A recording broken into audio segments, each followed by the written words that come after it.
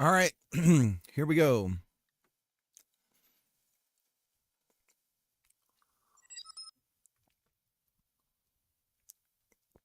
I'm doing good. How are you doing?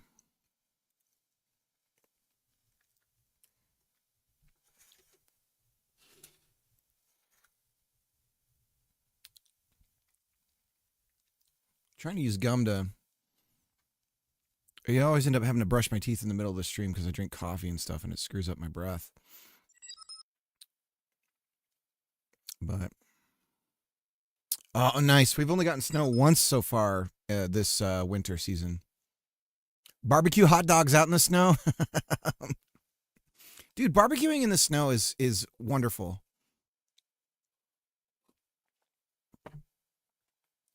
It's a vibe for sure.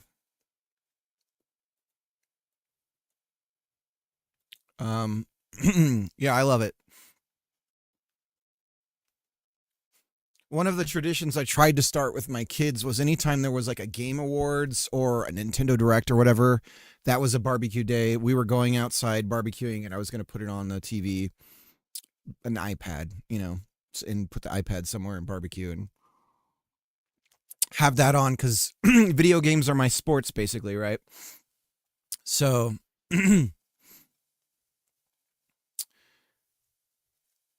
okay. So we have, here's what we have for the blacksmithing. Whoops. Hold on. What's going on here? There we go. Okay, so we come over here. What happened? Why can't I move? Ah, it's this controller now. Well, that's stupid.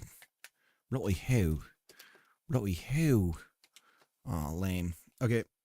It's not on the controller I want, but that's okay. Really who? Okay. So we come over here, and then we have these different positions here. This is the oven, fuel, the bellows. Right now, we're not doing anything with the bellows. We're also not doing anything here with the what the hell's that called? The sharpening thing? The sharpening thing. We're not doing anything with the sharpening thing, okay? Anyways, so we come over here. We grab the fuel, put it in the fire. Oven temperature starts to climb. Put in some fuel. The fuel burns over time. Eventually, the fuel is going to burn based on the temperature. So the hotter it is, the more fuel will burn. Or the faster the fuel will burn. Okay. So then we hold down the left-facing button, and that's us putting our ingot inside of the fire. So we're warming up our ingot. And when we got it hot enough, we press the escape button, which is the right-facing button. Come over here, and then we tink it. Tink, tink, tink, tink, tink, tink, tink, tink. Now, the tinking should only work as long as the ingot has heat. As soon as the ingot cools, we have to go back, come over here, put it back in the fire, warm it up.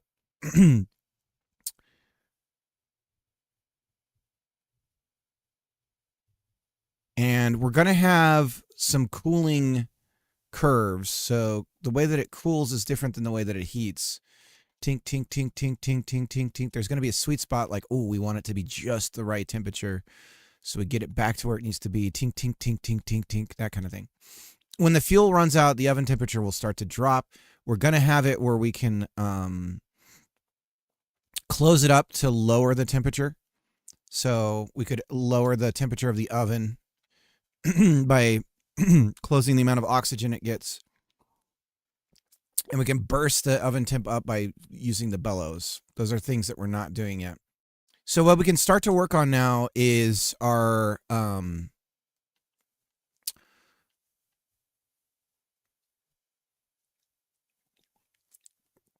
I guess you could call it polishing.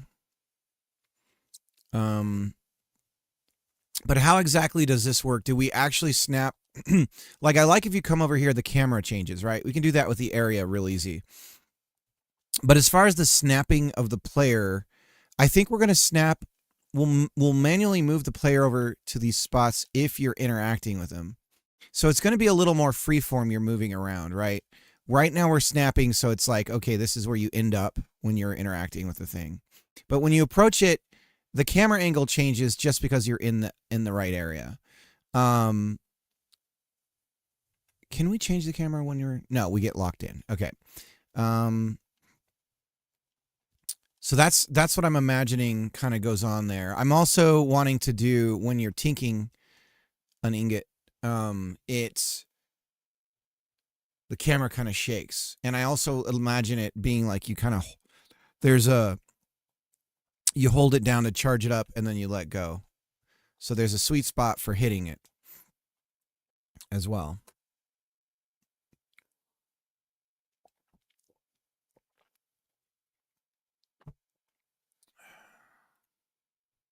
I'm going to do a quick search for label or progress bar.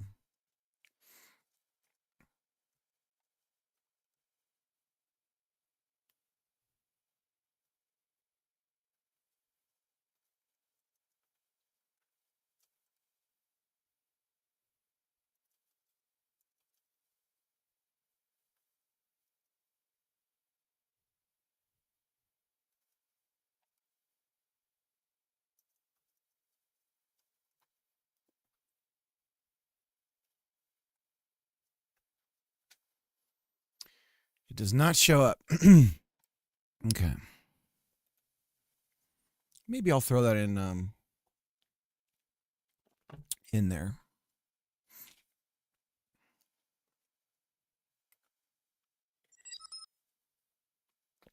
I've enabled something in my game called battle stances where you can pick one of 3 to have active. If you take the offensive stance, you gain 10% more damage, but you lose 10% mitigation. So when you say mitigation, what is that an abstraction of? Like what? I don't understand that conceptually, just off the cuff. Now, I'm saying that not trying to be obtuse. I don't know what you mean. Because I'm an idiot. Explain it to me like I'm 4, and maybe even then a little bit lower in age.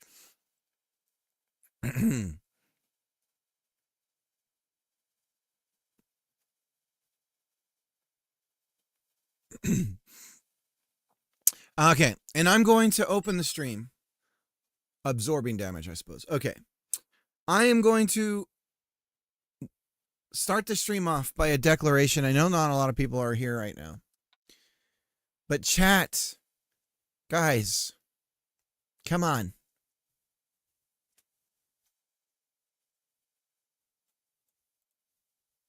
Come on. Come on. Chat.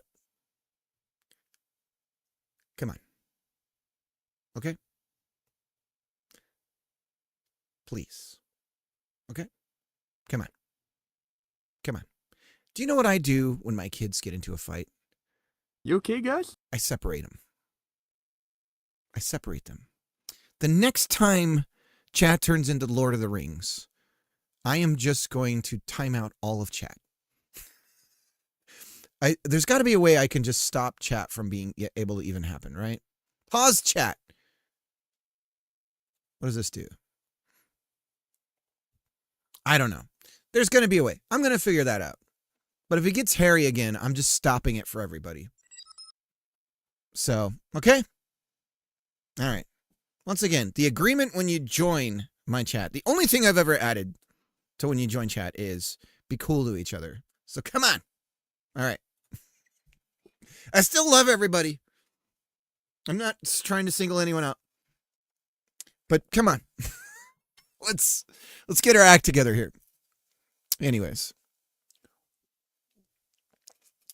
Oh, nothing, Pagorli. It's fine. Don't worry about it.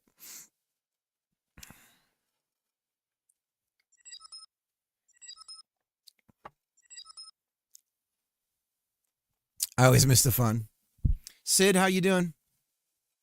35 consecutive streams.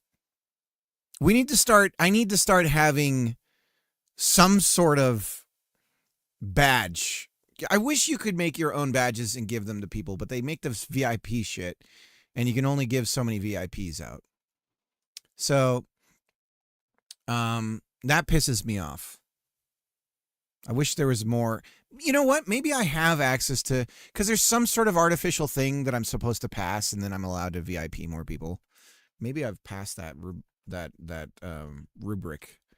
Let me see. I'm gonna check off the stream here.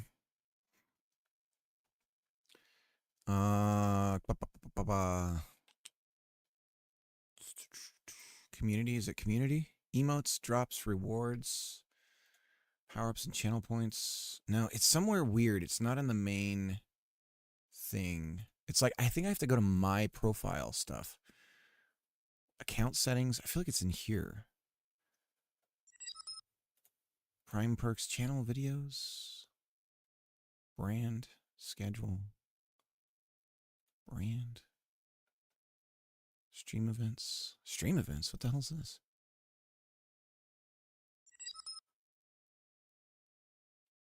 Stream day, affiliate. Oh. That's cool. I didn't even know that was a thing. Nathir, how's it going? Settings, analytics. Roles manager? I think this is it. Aha. You can't add any more artists. Okay. I'm being punished for wanting to brand my chat like cattle. Oh, I do. I have far more VIPs I can give out now. Oh shit. Nathir, I did start out the stream. I said if that happens again, and I have to figure out how to do it, I'm just gonna time out chat, all of chat. I'm gonna mute chat or pause chat if there's a way to do that, ideally.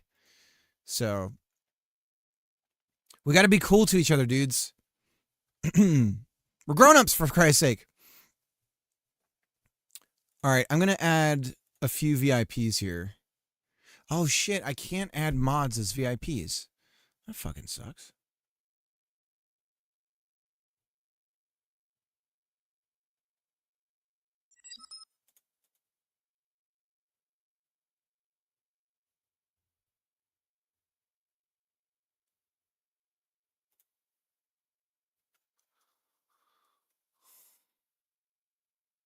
That's lame.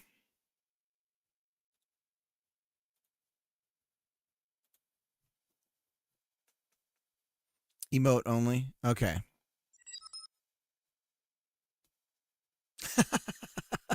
Well, it's not what I was asking for. It's close, I guess, but I'm only saying, okay, Nymphis, because you said it and now Nathir said it, so there's a consensus on it.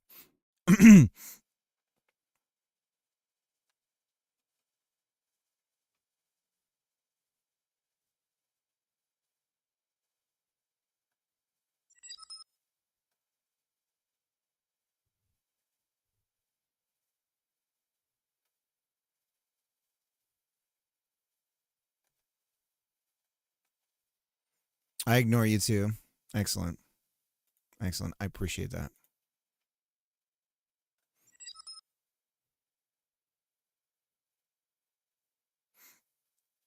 Okay, well, I'll have to go through here. Oh, you know who we can VIP? Um,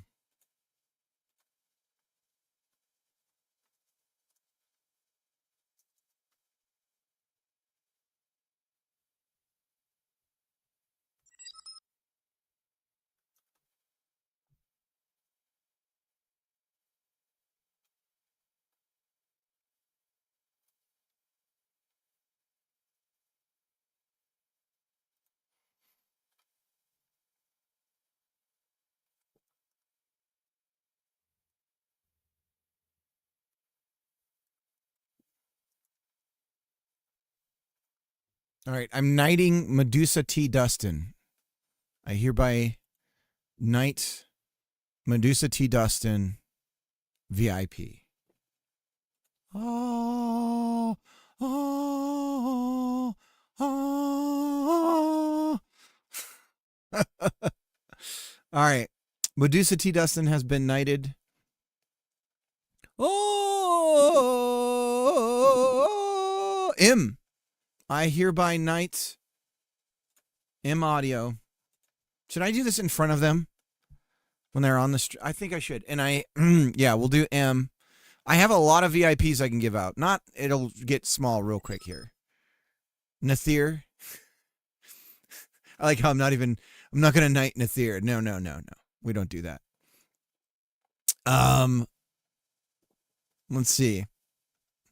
You're on my list though here. What did I do with you? You have some special thing.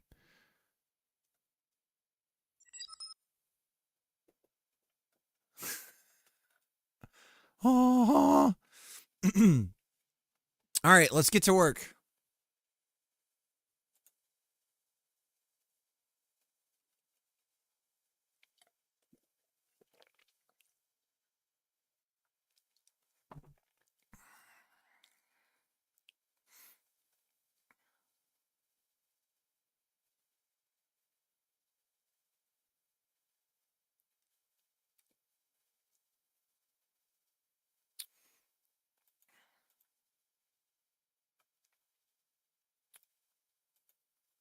Okay.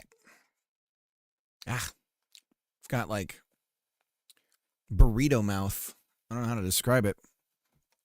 He's got burrito mouth. Doctor, how much time does he have? 3, maybe 4 bites. No.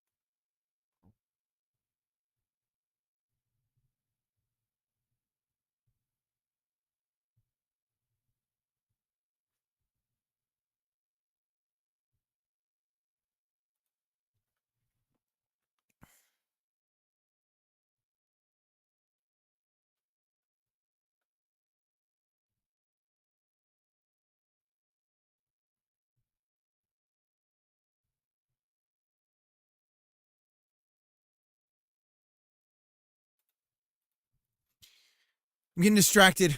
I got Reddit open. What am I doing? Okay. Sorry, boys. Let me also I have some DMs open. Some friends. I'm gonna close that out too. Okay, here we go. Let's see. So do we have some sort of hit animation that we can use for our tinking? Step numero uno. Can we tink? With great magnitude. Advanced based expression node. The path to the node used to evaluate the animation node expression if one is not explicitly specified internally.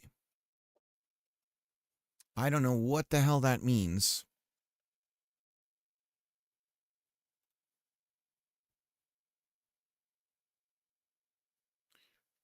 I see.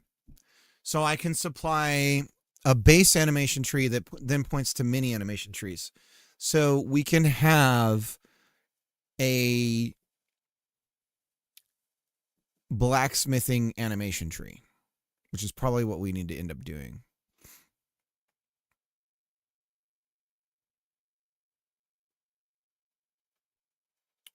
So And I mean, even then, we just have the state machine. But I don't believe we can add just a plain old state machine in here, right? No. So it has to be in some sort of animation system. Thus the tree. So let's try that. We'll add an animation tree. Now, something else I could do is can we have the equivalent of variables in here? In the nodes? Like, can I add? Of course, it's not going to let me add a node. Make local. Hey, man, I'm local. All right. Made him local. I'm local. Okay, made that guy local too.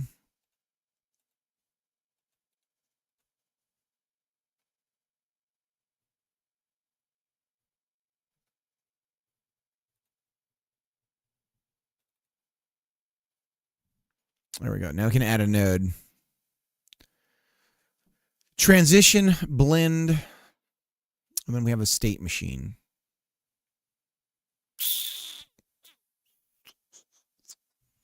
We have a one shot.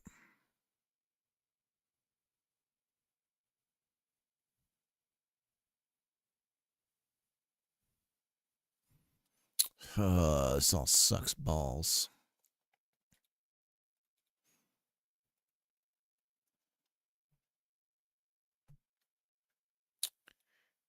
Animation tree. Advanced based expression node.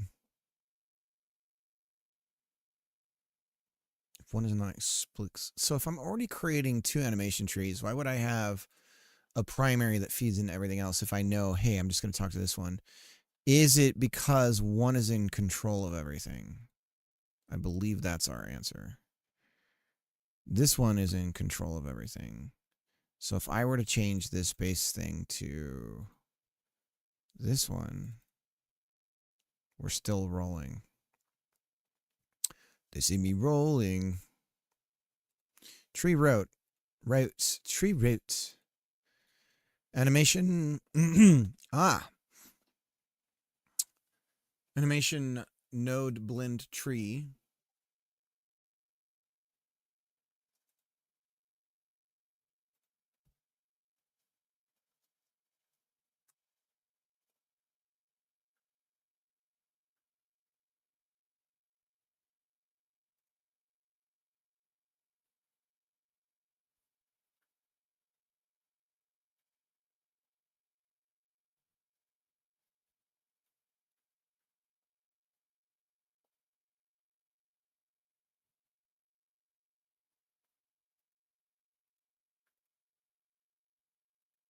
So what happens if we change this to, say, just a node state machine?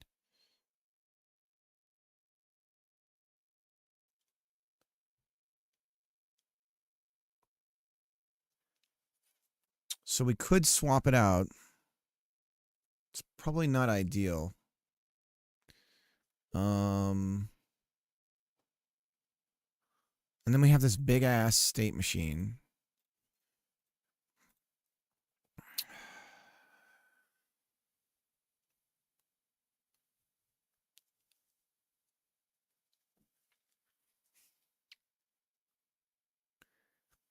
Can I just get over to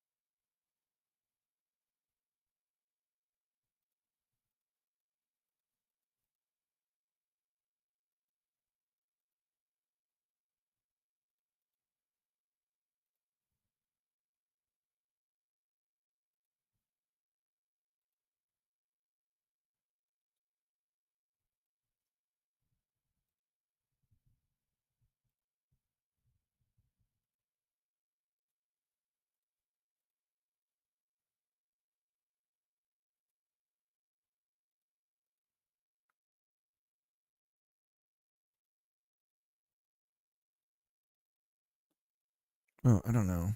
Why am I in this mode right now?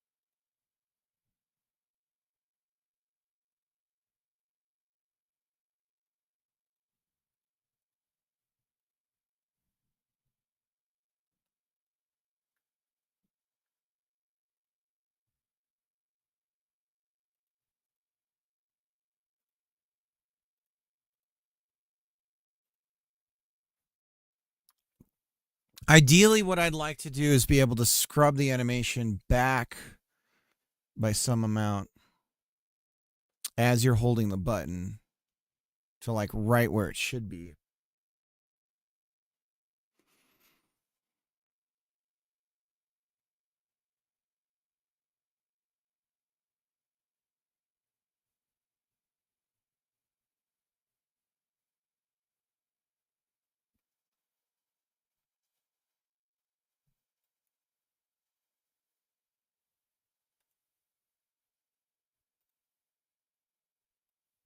So like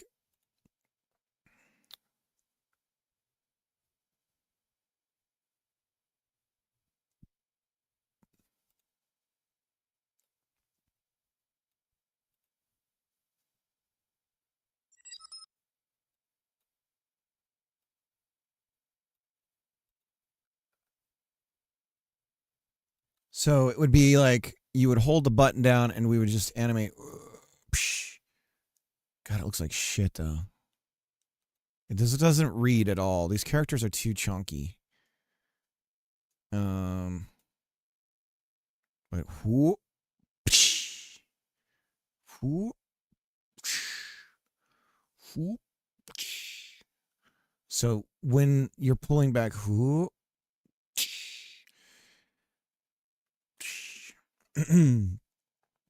Purelin, how's it going? I'm sorry about yesterday in the chat. I wasn't monitoring it very well. I should have done a better job. I think the next time things get like that, what I need to do is, because I was asking, is there a way I can just time out chat for a little bit? And I think going forward, the next time it gets hairy like that, I'm going emote only for a little bit, just to let everyone cool off. So how do I set this up where I can scrub this? Can I scrub an animation to a certain point?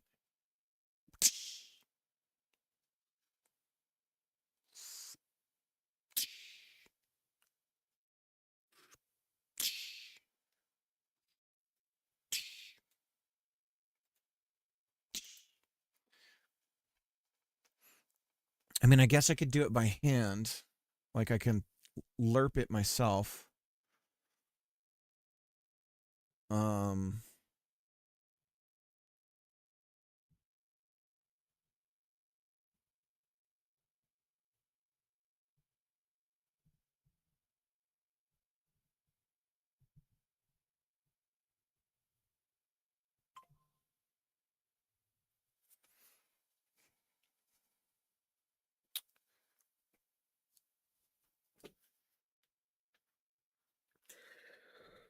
uh, it has turned out to be a very uneventful start of the stream, I gotta say.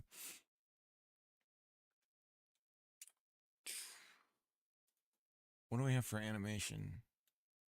Just a straight up animation.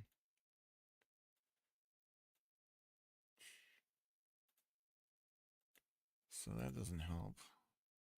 There's one shot.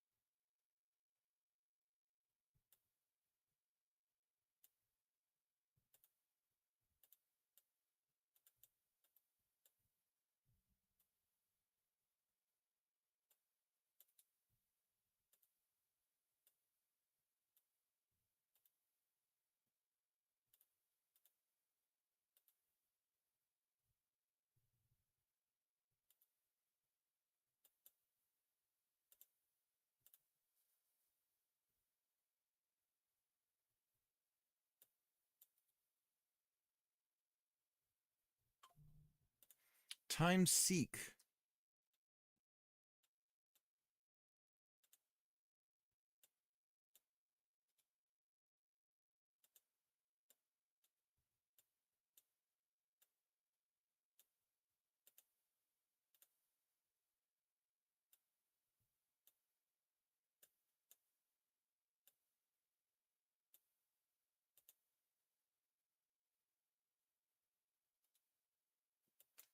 Let's look up time seek.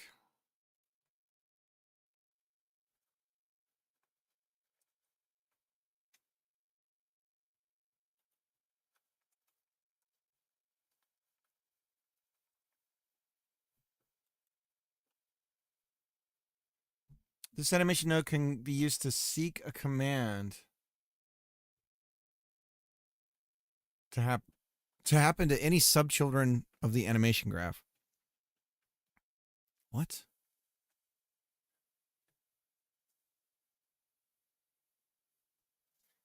Used to play animation from the start or certain playback position from inside the animation node blend tree. After setting the time and changing the animation playback, the time seek node automatically goes into sleep mode on the next process frame by setting its seek request value to -1. Play animation from 12 seconds timestamp. So this just starts at when you set a value, it just plays from that point. Explicit lapse. So that's not time scale.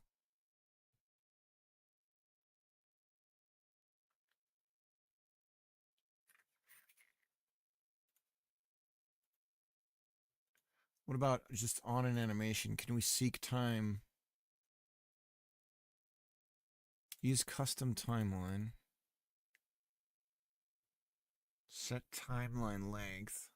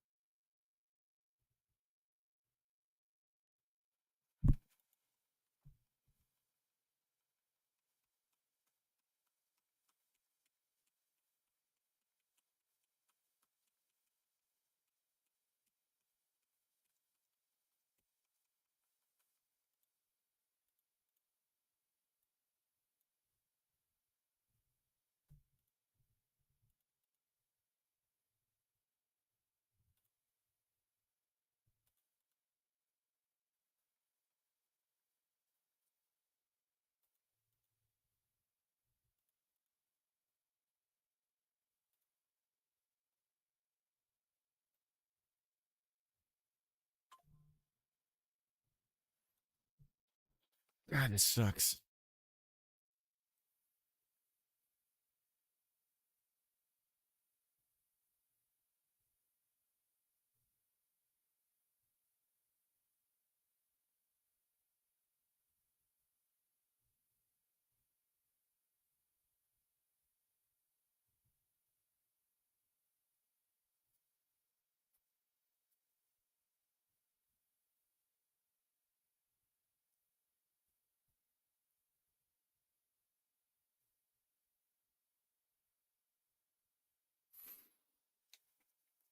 Can we set a random...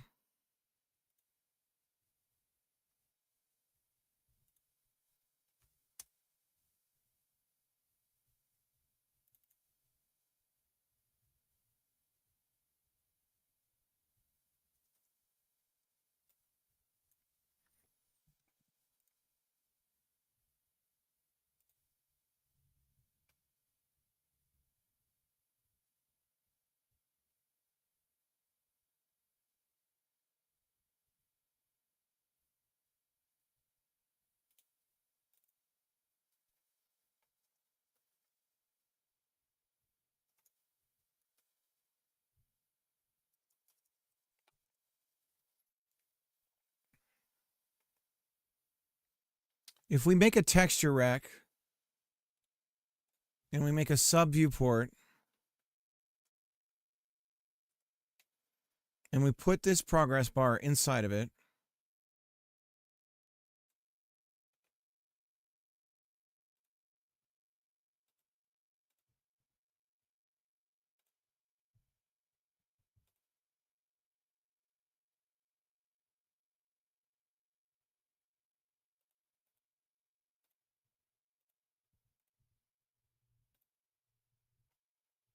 Okay, so we're on the top right, and then we expand the sub viewport or the texture rect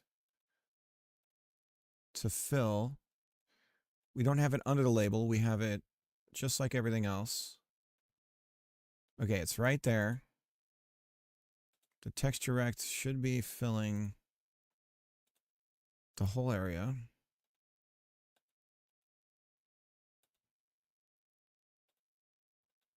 There's our progress bar.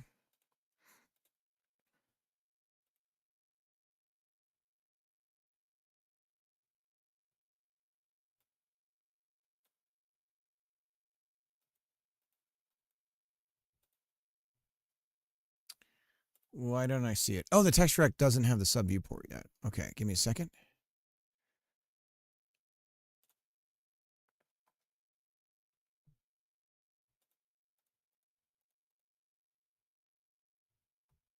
Viewport texture. There we go. Okay, so now we can put this down here, and it should look as though nothing's changed. The reason I'm doing this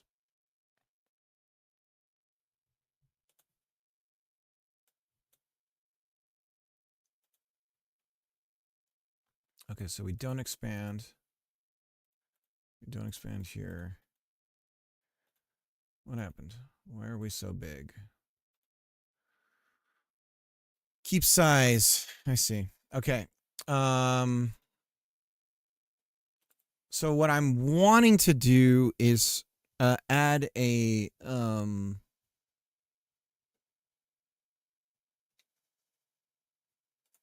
curve. Can we do shader materials on? We can.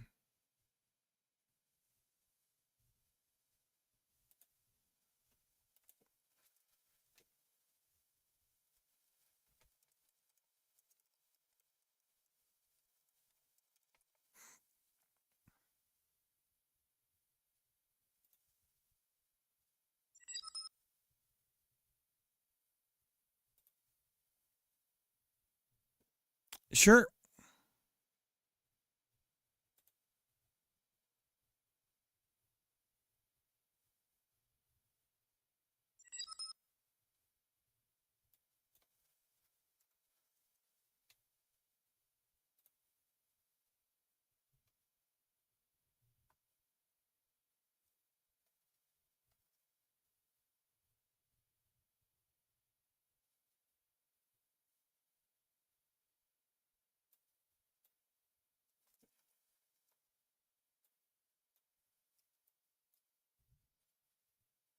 I challenge you.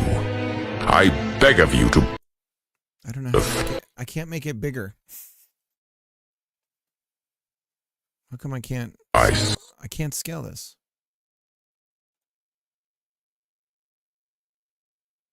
This device is nothing more than an empty threat. You do not have a heart to dampen me, your favorite son. In fact, I challenge you. I beg of you to prove your worth. I don't believe. I do not fear you, mother. This is nothing.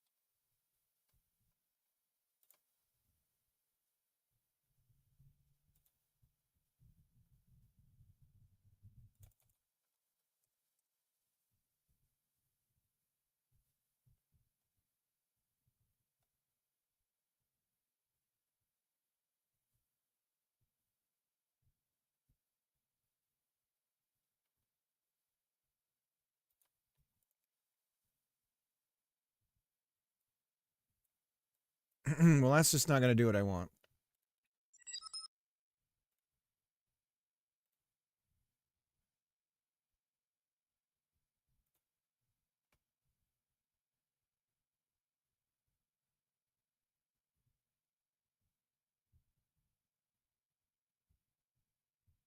I just killed 2 skeletons in my game and got nothing. Like in a row. My God. I've been robbed.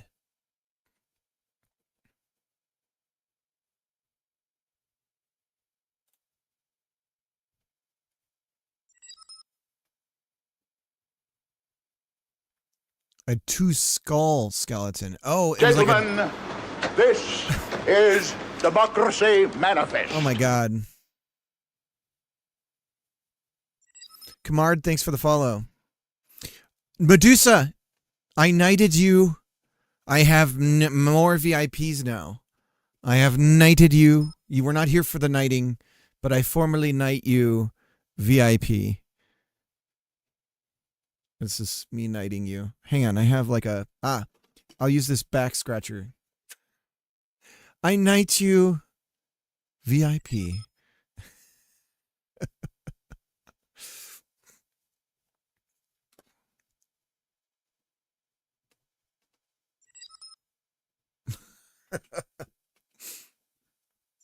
I got gas, not texting and driving. Gotcha. Have you seen the progress on the blacksmithing? I can show you really quick if you have time. The back scratching knighting of a VIP is a great honor, one bestowed upon the greatest of us. Oh God.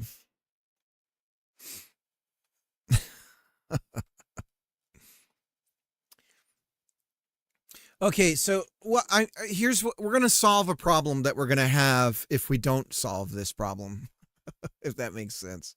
Which is we need to be able to.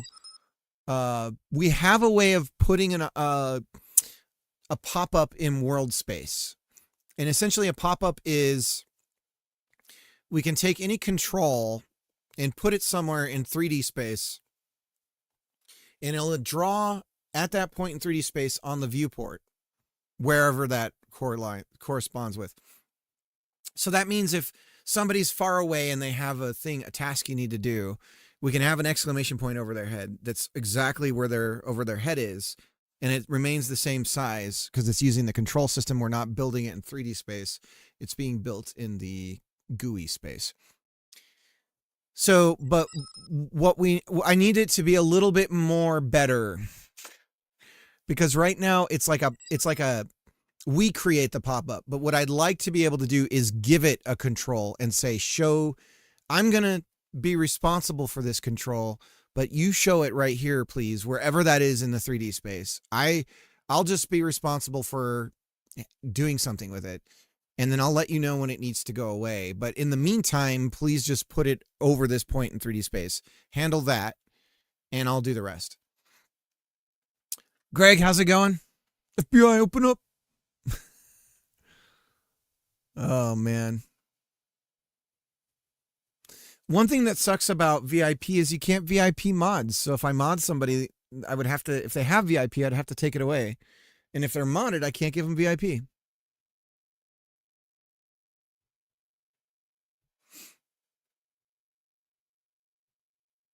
Are you doing good, Greg? Are you leaving today?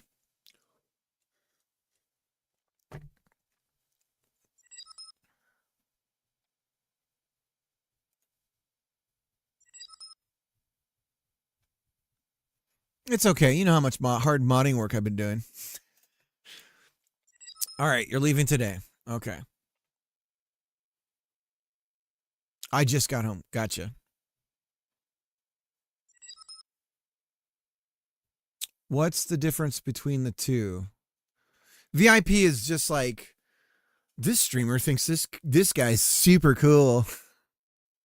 And mod is like, I can nuke you from orbit. That's the difference. VIP brings with it only bragging rights, I guess. You know, you walk around, it's like you got a little extra flair. You get to walk around. Hey. And then mod is like more like you're the guy. You're the like pro Second Amendment guy walking around like open carrying. That's a mod. And then VIP is like you have like peacock feathers, right? And you're walking around like everyone's trying to go, "Ooh, look at my feathers." It's all based on genitalia girth. Yes, exactly. Okay.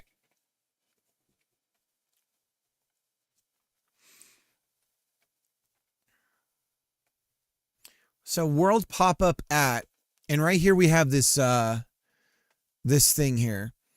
Now let's figure out where we're doing the pop up stuff. Right, I think it's on the game code, which is a little weird that we wouldn't do it here. But I don't believe we have access to physics on control. That's why it's all separated. Search our pop up.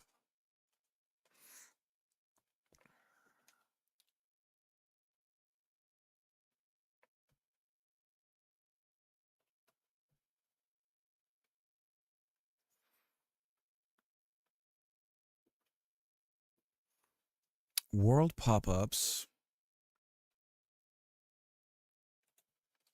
Okay, I feel like I'm losing my mind.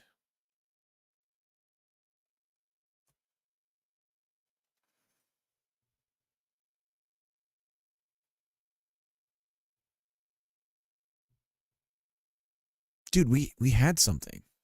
Where did it go? Let's just add a pop-up and see what happens here. World pop-up at position and text. Okay. So at the start of blacksmithing, we'll just add a pop-up. How about we do it at the state change?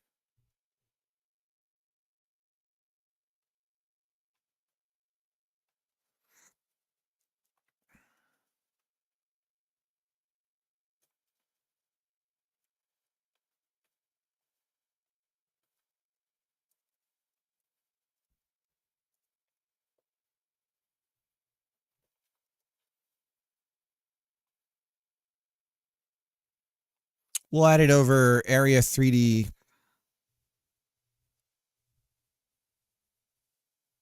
oven.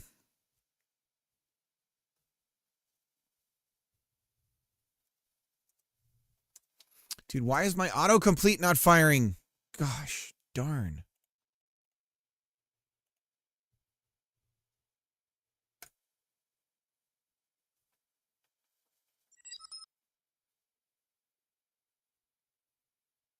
Unfortunately, it seems I can't time out myself. I'm sorry.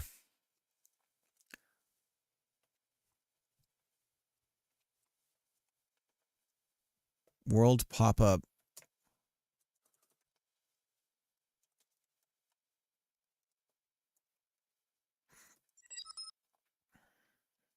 Dude, no autocomplete. What the hell? Come on.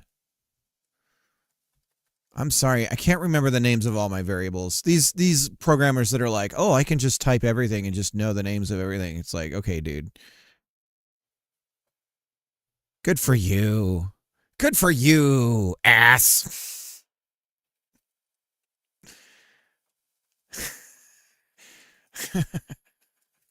Tell me how you really feel, Cricket.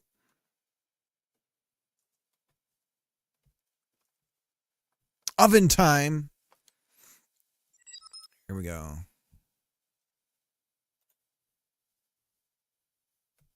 All right, so if we go over here, it should pop up. What? No, I can't move.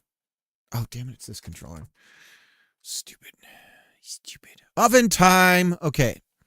So now oven time is just floating out in space. It is not. It is in 3D space. It's not using the global. So what is telling it to draw? Oven time. What is adjusting its space in let's see, global position. Pizza time. So there's oven time. Could do it again. Oven time. Bum, bum, bum, bum, bum, bum, bum, bum, bum, bum. Do do do do do do do. So what is updating its position? I don't even know, bros. I don't even know. You don't even know. That's what I'm saying. You don't even know. You made it. You don't even know. I know. I'm literally saying I don't know what's updating. I don't know what's updating it. All right. Search world pop-ups. Who's talking to you, bro? Okay, this. What the fudge? Something is adjusting the position of this thing. But what? Okay, let's do a search for process. Because if I did this, search R. If I did this, I would have done it under physics process.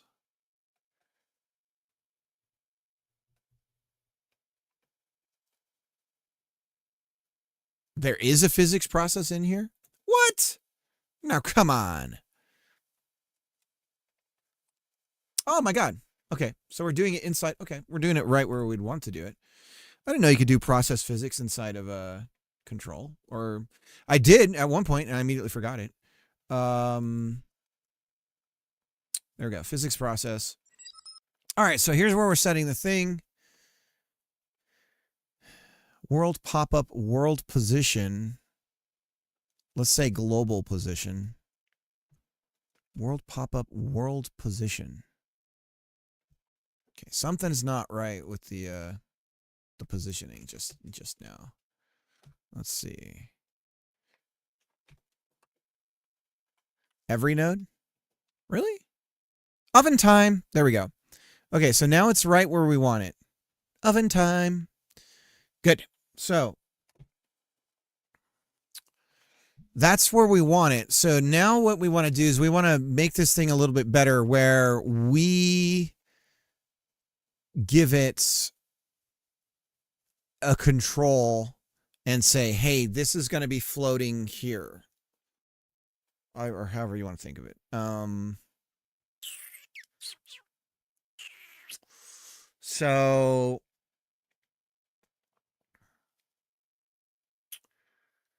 So we would say app position. So it's basically the same, except instead of text, it would just be a control.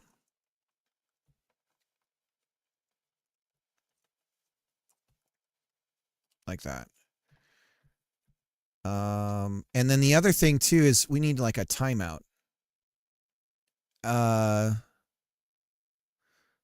World pop-up. Okay. We're going to keep this the same. This is going to stay the same. We're going to update it at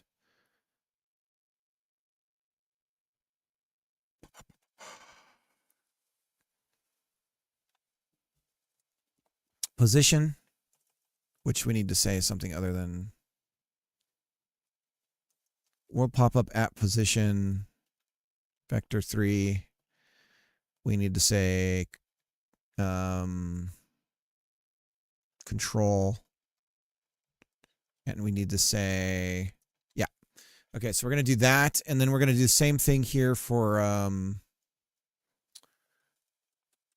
we're going to yank it. Oh, shit. Yank it. Oh, yeah, baby. I'm yanking it. Got to yank it in front of everyone. Yes, babe. We got to yank it in front of everybody. All right, so we're yanking it in front of everyone on the stream. Oh, my God. So we yank that. What is it called in Vim when you paste something? We know yanking, but what is pasting? What is pasting in Vim called? In Vim, let's see. Let's search what is pasting in Vim called.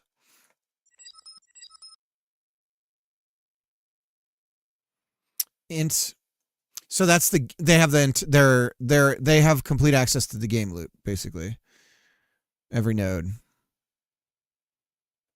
But I guess that's what threw me off because I don't think control falls under node. I guess it is. Everything's a node, but I didn't think it fall under I thought it went straight from. Let me check the hierarchy. Yeah, this is. Oh yeah, canvas item comes from node. Okay, that's what it was. I thought it was canvas item to object. Okay, pudding. So yanking and pudding. Pudding. So guys, what's the deal with that chick? By the way, that Batman chick. What's the appeal there for Harley Quinn? What's going on there, guys? Hmm. Hmm. Speaking of pudding. Okay.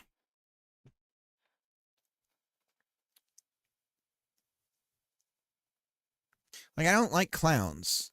It's like, oh, this chick's gonna dress up like a clown, and that's hot.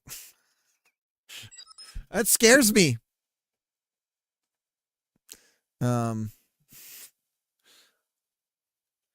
Pudding. Okay. Just a theory. A game theory. It's just a theory. A game theory. So if we add a pop-up, our system here will be responsible for it. And then when we say remove, we just need to pass the control we're going to remove. Pass the control on the left-hand side, me say. We'll do that.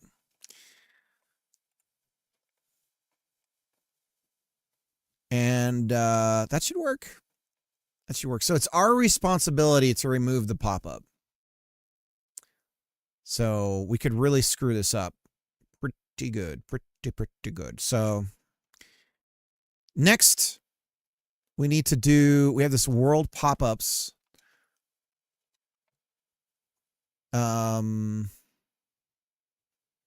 So this isn't a pop, like I'm saying that it's like there's two kinds of pop-ups. Ones that we're responsible for, the guy making the game. And then there's the ones that are like, hey, just like it's notification. That's the term we're looking for. World notification pop-up. I suppose verbosity here would be the best. So before we add this here, we're going to say world notification pop-ups.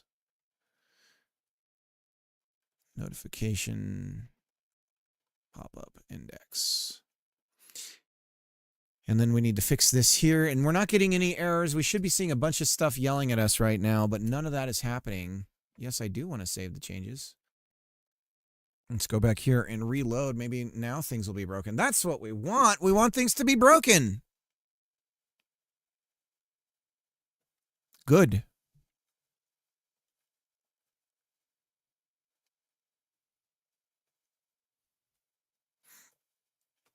And then we say world pop-up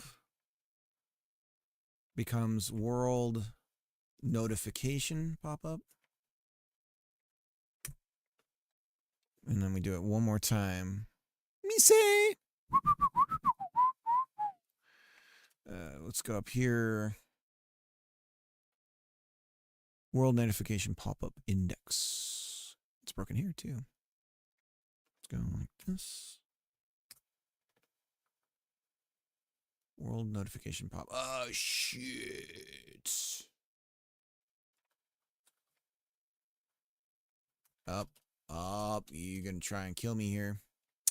We'll keep that the same. We'll keep that the same. Okay, so that's fine. Do this again. UI world notification. And we'll run it again.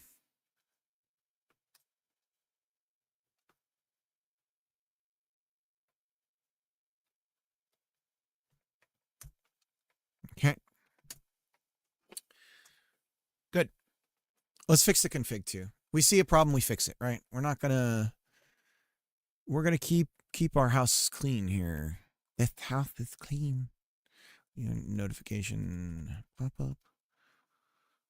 Notification Pop up in seconds. World notification counts. Go back over here. We're almost set, boys. We're almost set. This is going to be nice to have, by the way. BT dubs. So now this should be broken, and it's not. Because the goddamn LSP is shit. Debugging process stopped. Why?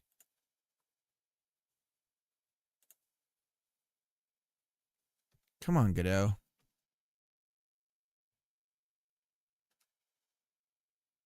God damn it.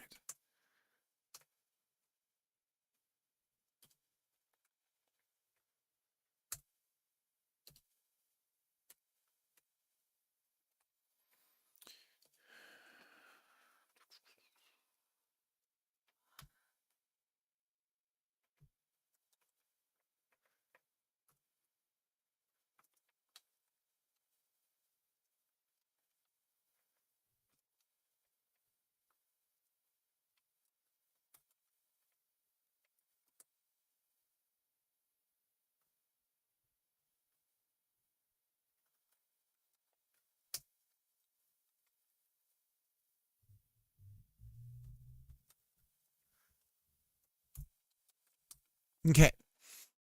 So we're almost there. We've got some renames done. That's good. We can get rid of this our little friend down here. Go bye-bye. Now we're going to copy this out and basically do the same thing again, except we're going to call this pop-ups and not notification pop-ups. So this is going to be an array of controls. Okay.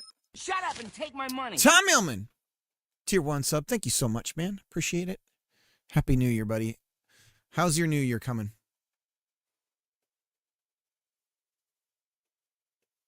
Casper, how you doing?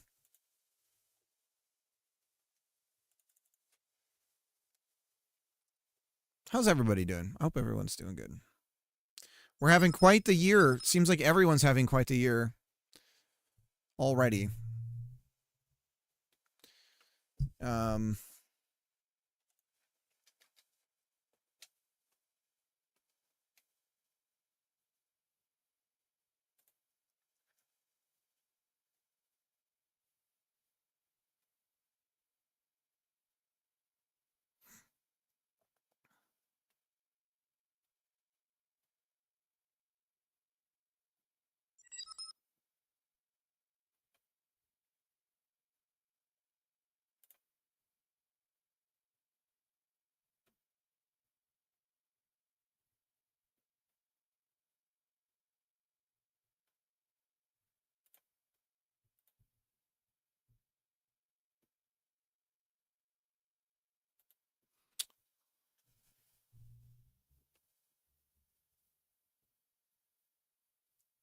Been helping Voilin with GDE Goes In.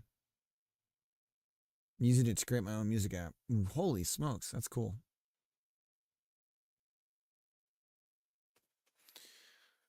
Jesus. Everyone's doing all this cool stuff.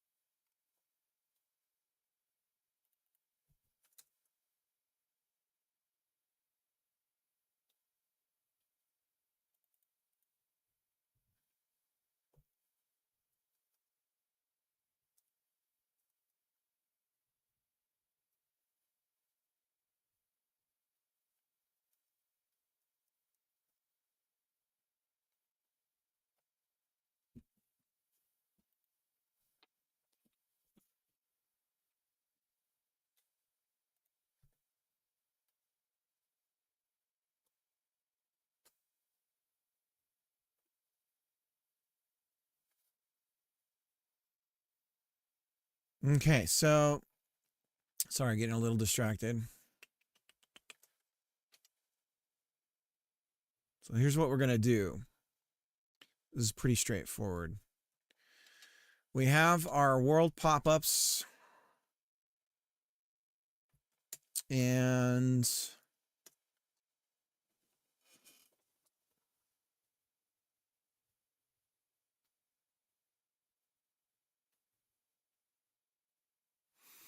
What kind of...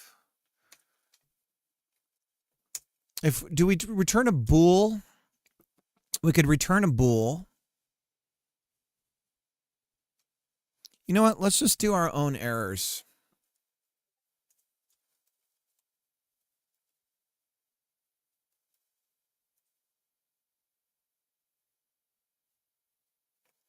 How does Godot... It's so funny. I can't even think of it off the top of my head, but...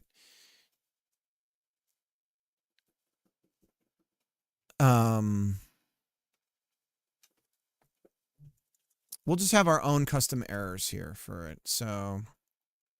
Because there's going to be a couple of conditions that we could accidentally screw this up in. So our return value will be our enum error for our class name UI. So UI error. Pop up exists. That's the one I can think of right now. So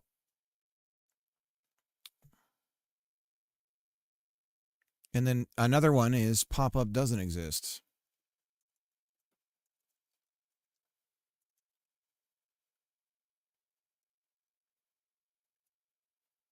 Does not exist. Pop-up already exists. And pop-up does not exist, which seems kind of at odds, but if we're trying to add a control that already exists, and we're going to say, hey, we already have that.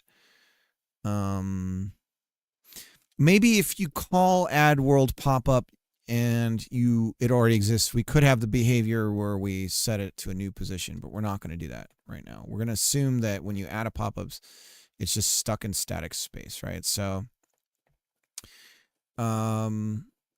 okay, so we're going to go back down and we're going to say, oh, blessed it. I'm over on the wrong thing. What am I doing right now? I'm having like a stroke.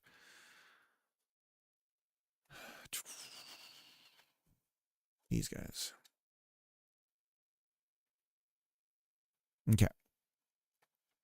So we're just going to check if world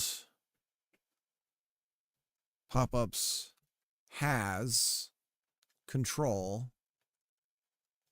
and we're going to say we return error. Okay. And then if there's none,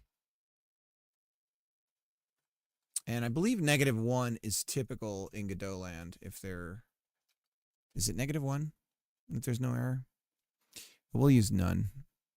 0. So return error none. Okay.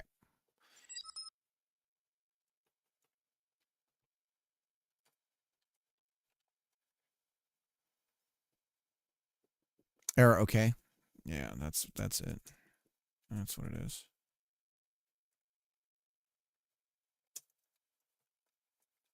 Okay.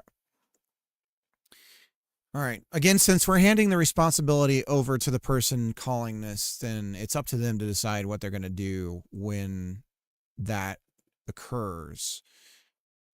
Okay, so world pop-up index is the only other thing here that we need to care about. So if it has control, then we return error pop-up exists. Okay. Can it return a value type of UI error as error? Do we have to specify UI error? There we go. Okay. Yeah. All right. So next, we know that we can add it. And so we are going to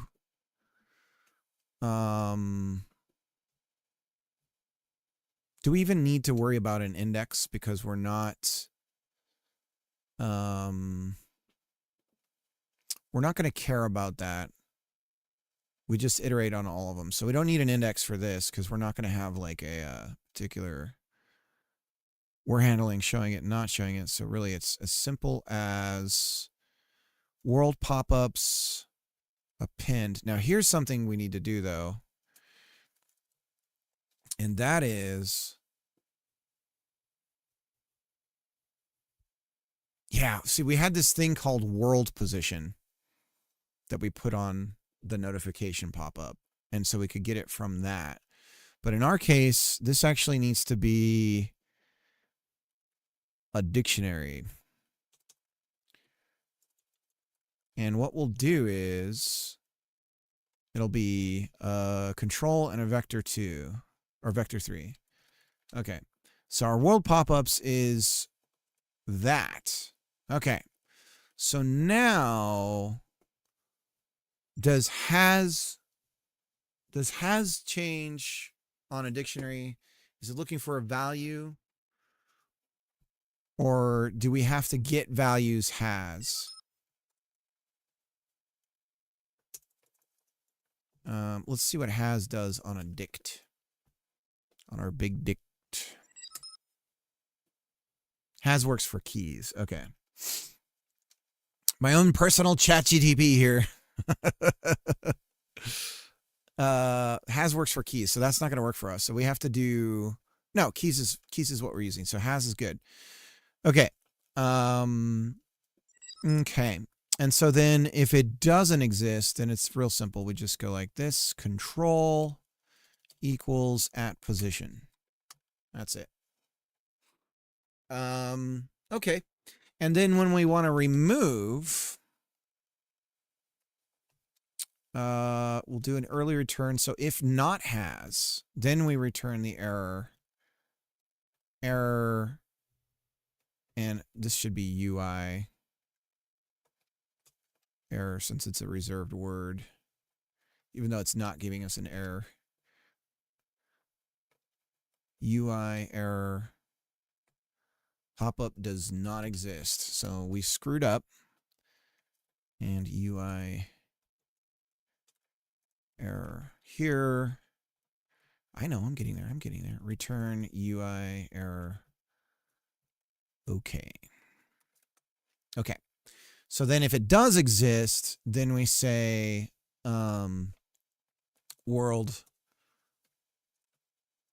pop-ups. Now I forget, is erase specific? Erase the key. Okay, so erase control. Okay, so it's that simple. And then on our physics process, we iterate on all of our world pop-ups. And so this is just, we'll call it a pop-up. It's really a control. Now, I don't know world pop-ups. And then we do this stuff where we go, whoops, and we're doing all this magic here. World notification, so global position. World pop-up, global position. Global position. Is that weird? Global position? Pop-up. It's just a control though.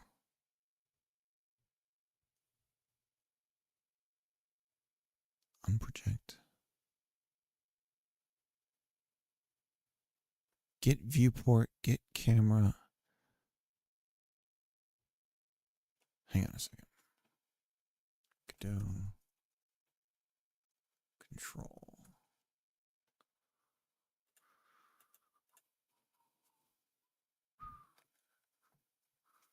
There is a global position. What does this mean? Relative to the world. Usually to the canvas layer. Huh? Okay. Unproject position. So this would be pop-up. So this is the pop-up. So it's world pop-ups. pop up. And that would get us the position. So that should do it. So we should be able to add a pop-up, and all we're doing is saying the position in 3D space and the control. And then we say remove pop-up, and we just give the control, and it removes it. And if there's any pop-ups, then on our physics process step, we go ahead and show that in the viewport space to its 3D space. So now that we've done that, why did we do all that? Well, it's going to be very common when we're doing this particular game, that we're going to be showing some sort of status thing about something, like it's interactable or whatever. And we need to put it in a particular point on the in 3D space. Now, eventually we're going to be, speech bubbles, like an enemy health bar, stuff like that. So eventually the other thing that we need to do is a form of Z ordering. So then I'm not going to do that right now, but most likely in the future, if we have like 2 or 3 that are kind of near each other, there's going to be whatever order it was in the scene that it was added. And we need to have a more intelligent way of where, and it does matter where it is ordered in the scene tree for control in order what draws over what the other one. So we need to have some sort of world space Z ordering thing where we then rearrange, or I believe you can have on controls, you can have some sort of Z ordering where you set it yourself, right? There's like some sort of ordering thing, maybe. Maybe I'm making that up. I feel like there's something like that, maybe in layout.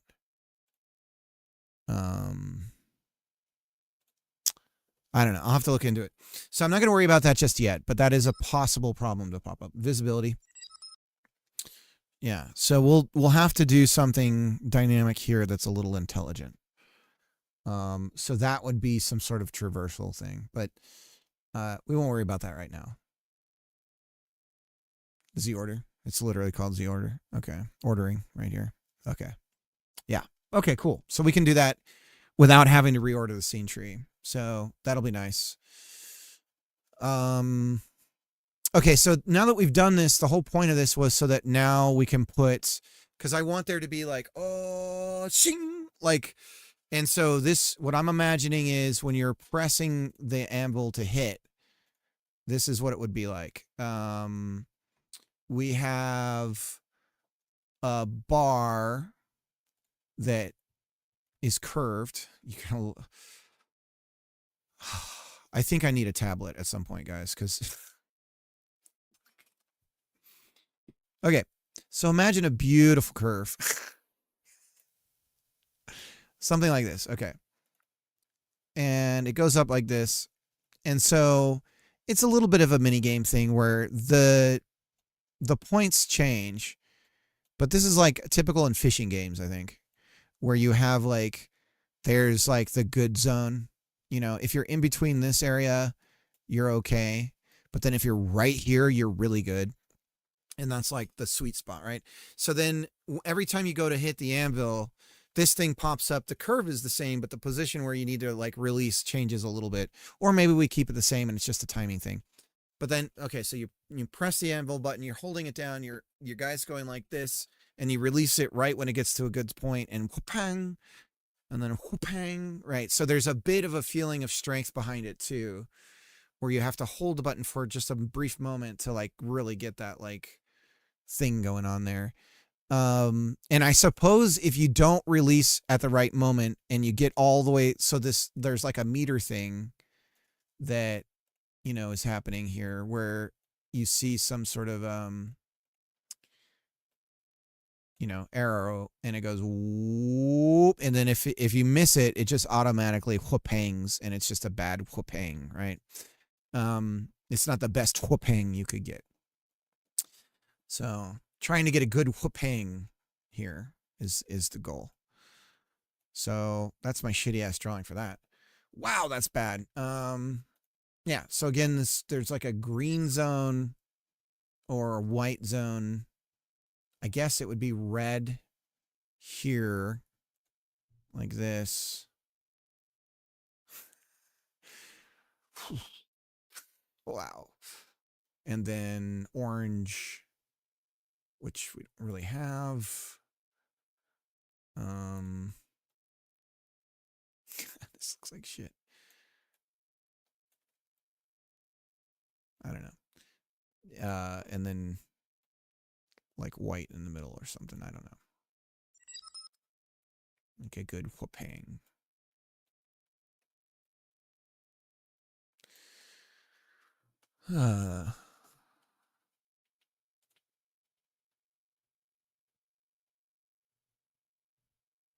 Cozy surviving game, early access review.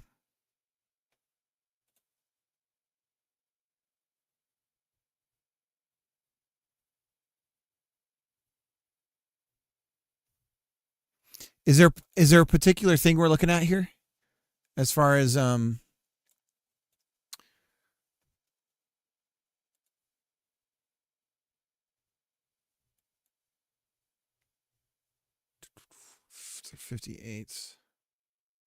Let's go back.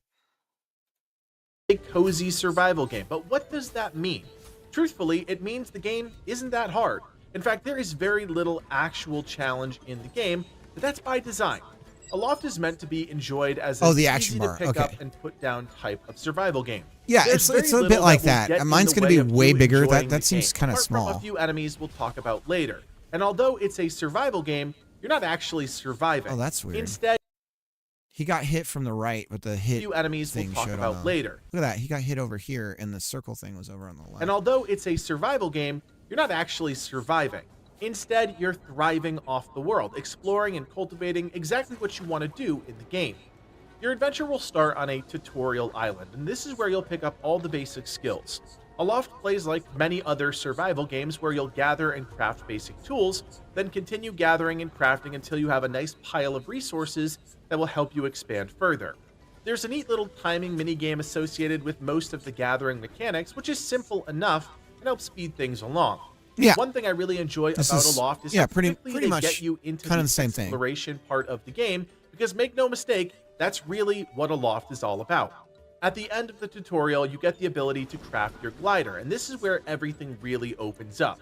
At its core, the game is about exploration, and once you have that glider, you can pretty much go anywhere you want and do anything within reason. From this point on, the world is more or less your playground, and with no real objectives, you can start to explore each uncharted island within the first zone, with the goal of unlocking the secret knowledge hidden around the world. Cool. The key to Definitely not making this game. Ooh.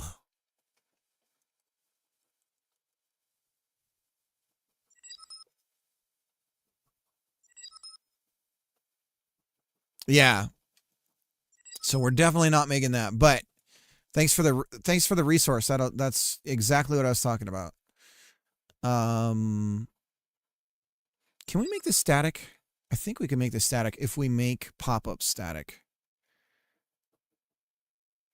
Which we can.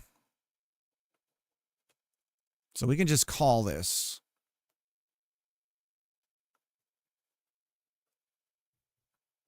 And call this. There we go. So we can just say UI add world pop-up. And UI remove world pop-up. Okay. Cool beans. So, like I said, so we're going to be setting, when we set state,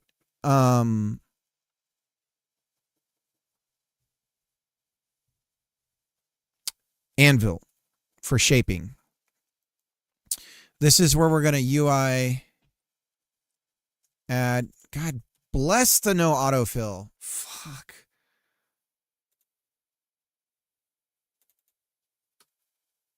There it is. It just took a minute.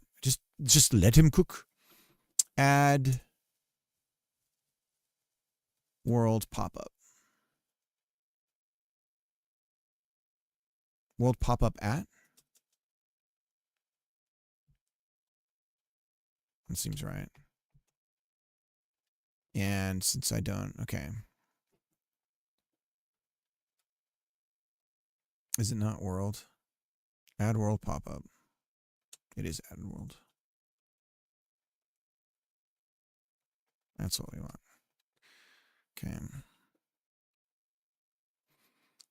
And so now we're missing the should we say the control first and then the position? What do you guys think? I think the control first and then the position.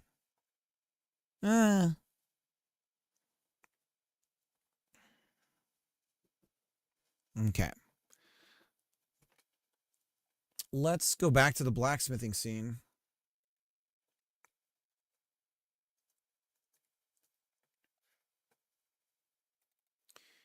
And we are going to add a marker for where this pop-up would be.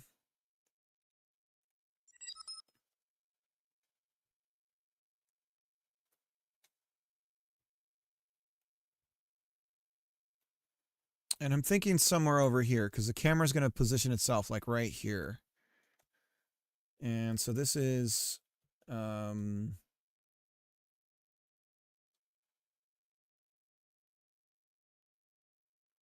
anvil hit marker, anvil hits pop-up UI, anvil hit UI, anvil UI.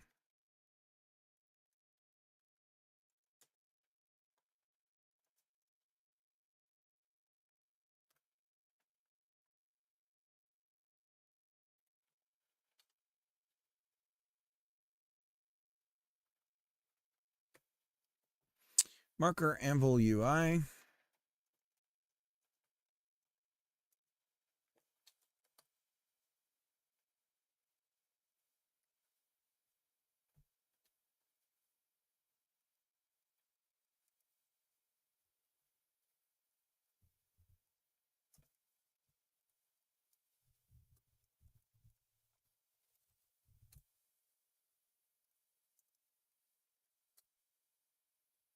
Okay.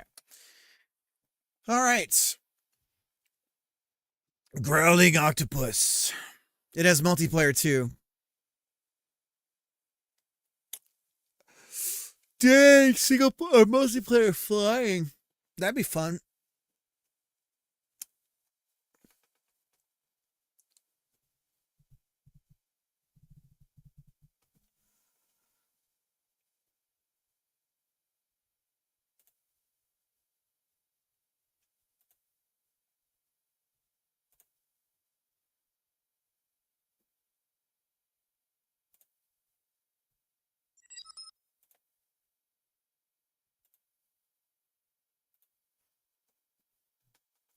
You can turn islands into flying boats, basically. That's cool. Okay. Now, what if we do this?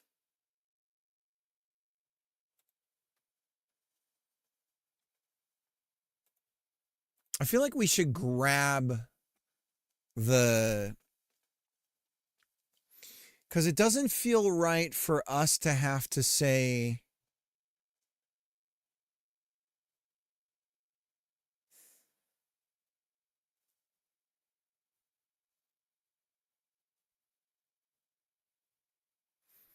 We'll put some preloaded constants of different types of things that we might want to pop up in our UI. And so in this case, this would be called BS anvil bar.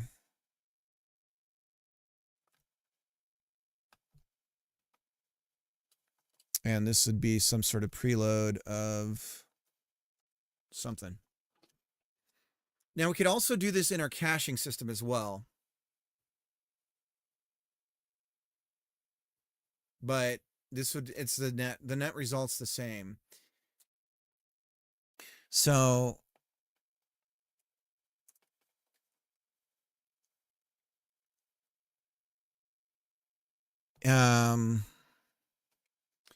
let's take this anvil. I'm gonna get rid of it from here. Okay. And then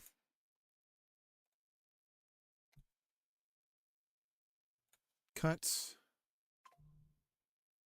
scene new, user interface, paste. Okay. And then this is anvil tink. Anvil tink. And we're going to attach a script here. And this is going to go in UI. Scenes, UI anvil tink.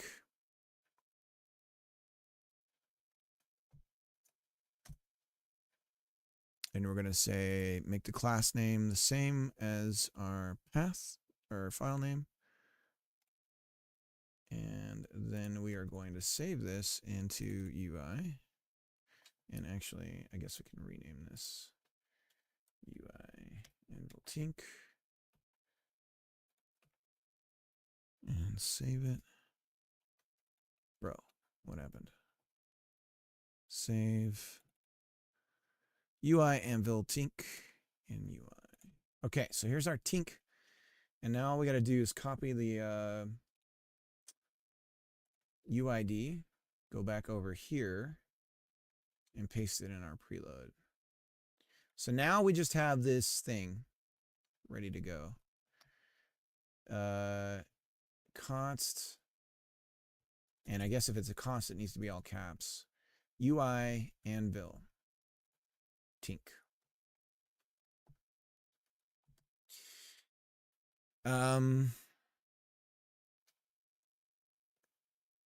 Pack scene.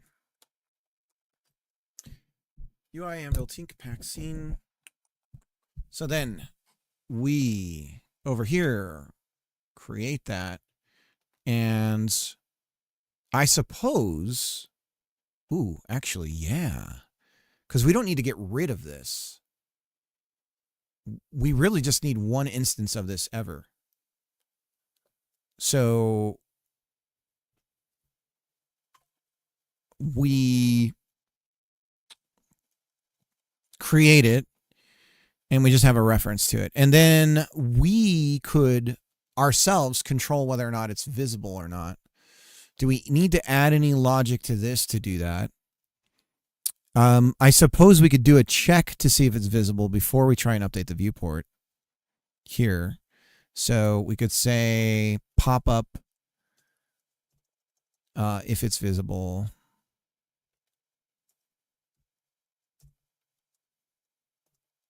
Then we do this. Okay, so if we control it on our side over here, based on our logic of the blacksmithing stuff, then it will be smart enough to know, oh, I don't need to update its position. We can not hit the process step as much because of that. And that's pretty cool. So then we just need some sort of like UI list of things here. I'm liking this separation. It's hard not to mix stuff, gets mixed together, right? But what I'm liking about this is that I've got a structure here where the mini games are going to be a monolithic class. And then I think I'm doing a pretty good job of separating, for instance, the netcode is entirely unconnected to this. The UI, you can't help but bleed together some shit sometimes, unfortunately. At least I feel like it's hard not to have that. Like, It just kind of happens. I guess you could do something where you're setting states and then it's looking at it and doing it over somewhere else. I don't know. But it feels really pretty decently separated here. UI Anvil Tink is UI Anvil Tink. Look at that. And in this case, we can cook this together, and we can do it on ready. We don't have to do this on state because we can set it the visibility. So now we just set the visibility on state. So we're going to do what we were doing here on ready, and then we'll just set it to not visible. That's pretty nice. This is coming together. Everything's looking at pretty Millhouse right now. We're happy about this. Usually we're not this proud of our stuff that we do. UI Anvil Tink. Okay, so that's that, but we still have to actually instantiate it. So in order to do that, we just say UI Anvil Tink equals UI Anvil Tink package scene instantiate. Okay, and now the interaction to this thing is going to be inside of here on this class. So that's cool. Buffer delete. Buffer delete.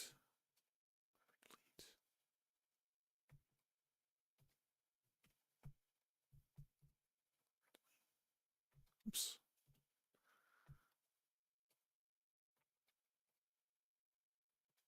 Okay. Okay. So these are our three things we're working with right now. And so the behavior of, we're going to pass a float over to this thing that is the number that we're controlling over here in our blacksmithing code. It's that simple. And so then when we update that float, if it's visible, then the behavior of what's happening is controlled within this UI thing. So all we have to do here is pass a value into a function. What the function is called, I'm not even sure just yet.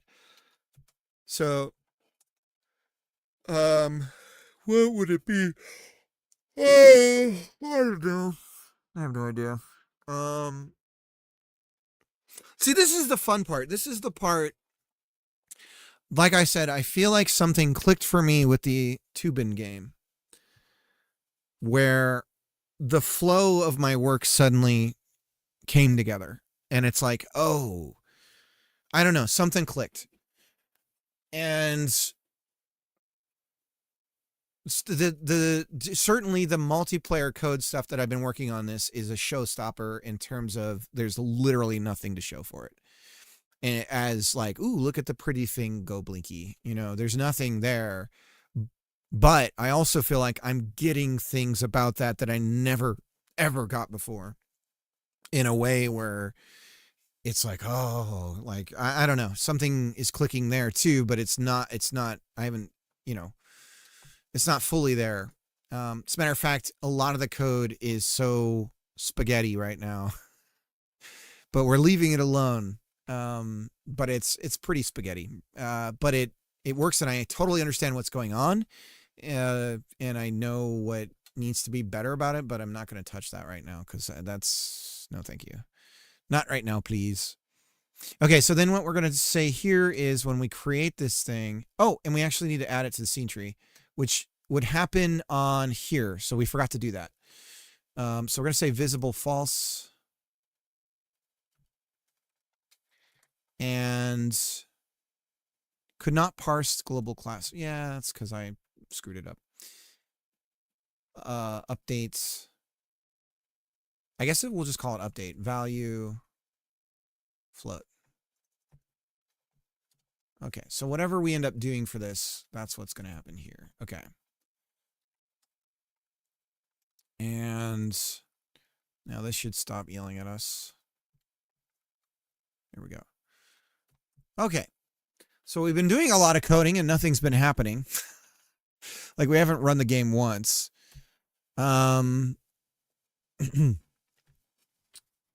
So then let's not forget that over here when we add a world pop-up here, we're assigning a position inside this dictionary, but then also we need to add this to the scene tree, and then we need to queue free, because right now we're erasing. So this creates an orphan. This is bad code. We have a leak. That's a leak. Because once we do this, the reason why I didn't think to not queue free is simply because I didn't think to add the child. And now we can't be static, because suddenly we have to talk to the scene tree. Okay, so goodbye to our wonderful staticness. That's fine. So add child. So then when we do this, we queue free. Control queue free. Or what would we say? Do we no, see, we don't want to do this, because we do want it to add the control, but we are responsible for queue freeing, because there's times when we need to cache it, right? Like is what I'm going to be doing in the blacksmithing. Like there's always going to be this thing available. Whether or not we're showing it or not is up to us. And so there may be times when we add world pop-up and we never, ever are going to remove, because we're going to control its visibility. Does that seem fair? I don't know. Does it seem like maybe... Because then add child, if we keep adding child to something that already... See, this is where we have the has, though. This is good. So we do want to remove child here. Is remove child a thing? Yeah. Okay. So we still want to remove if we do this. Non-static. Okay, so we got to get rid of static. That's fine. Okay. So we do add and remove the child, but we are not responsible for the queue free. So the person sending us the control is responsible for what happens to it. Okay. So all the responsibility, we are only responsible, the UI proper thing is only responsible for just updating its position, essentially. We tell it everything else, or we are responsible for everything else. Okay, so this is when it's being added to the scene. It's a little weird, but okay. And now we're not visible. And then over here, when we set the state to anvil, that's when we show it. So by default, we could just clear it every time on the state set. So we would say UI anvil tink visible equals false at the start here. And probably we'll have like a function to do some sort of, I don't know. That's like late game optimization. We set it to true here like that. That's it. And what are we bitching about? What's the problem? Add world pop-up. Yeah, so this needs to be not... It is main.ui. Okay. So, I think we can try this. Let's see. Do you guys think this... Should we gamble? Who thinks this would just work? That all of the code I wrote just now just works. We are missing the so this is a little crappy. Let's go and make this a V. For now, we're going to make it a VBox container and throw it in here like this. And then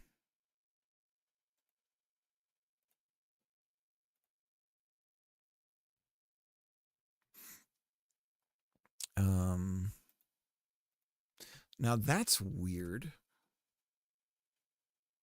That's not sized right, but it's there, so we'll keep it.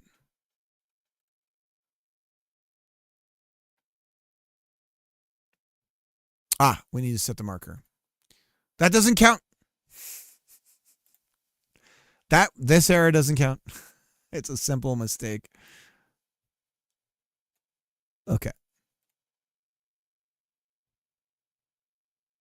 Okay, so we ran. Can I go over here like this? There we go. So we're running, and then, oops, I unplugged the controller. Shit. Sorry, give me a second. There we go. We come over here. Hey, fucking first try, boys. Damn. Okay, so then if we leave, it goes away. Wow. Woo. God, that's like a half court swish. Wow. Okay. That's a good feeling.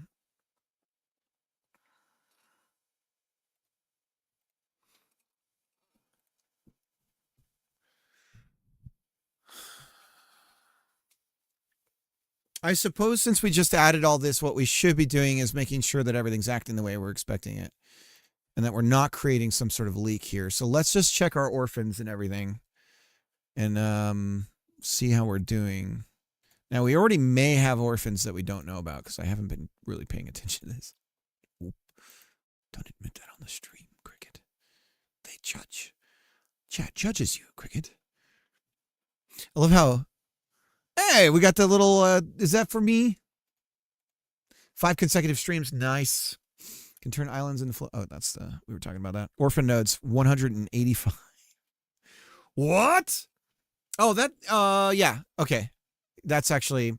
We need our own in-house counting that we'll add to the monitors here. Okay, this actually... I know why this is happening. That's funny, though. But let's just make sure that number doesn't go up. That's what we care about right now. That's our caching that's doing that. Okay. So the object count goes up and down. Yeah, you can see it. Hell yeah. That's so sweet. Look at how it moves in 3D space too. Isn't that fucking dope? And so we're going to have the player's going to move over here smoothly. And once we start interacting with it, that's when the camera's going to start moving. When they're hitting the camera, we can add noise to the camera and shake the camera a little bit. So we'll have the little, like, when it's a really good hit, the camera's just, you know, and then that kind of stuff. We can do all that, but that's like later. But we can totally do all that. So now what we want to do is get it so that when we're holding and doing our tinking, that this is what updates. This bad boy here. Okay. Damn, guys. I'll be right back. 2 hours we cooked.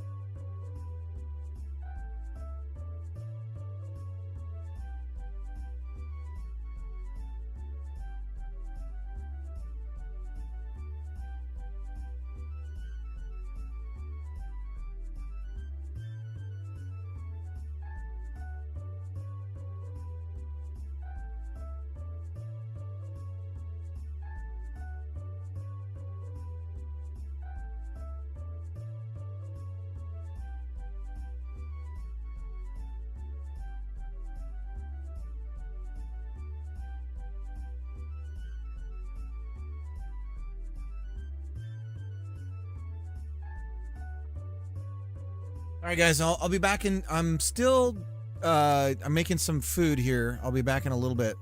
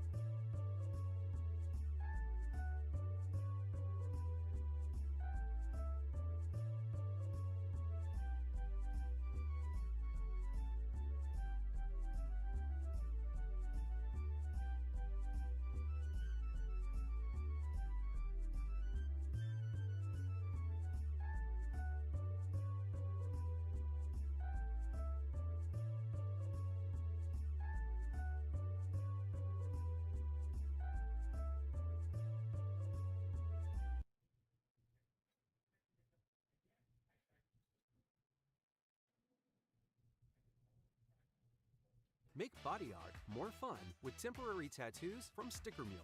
Custom temporary tattoos are a great way to show off your designs, idolize your pet, or build your brand.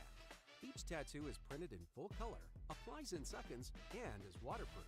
Our temporary tattoos look like the real thing, but without the pain and commitment. Plus, you can share them with friends and switch them up when you want a new look. To get started, select a size and quantity. Upload your artwork and check out. Within a few hours, we'll send you a proof showing how your temporary tattoos will look. You can request changes to the proof for free until you're happy. With easy ordering, fast turnaround, and free shipping, Sticker Mule is the internet's favorite place to buy temporary tattoos.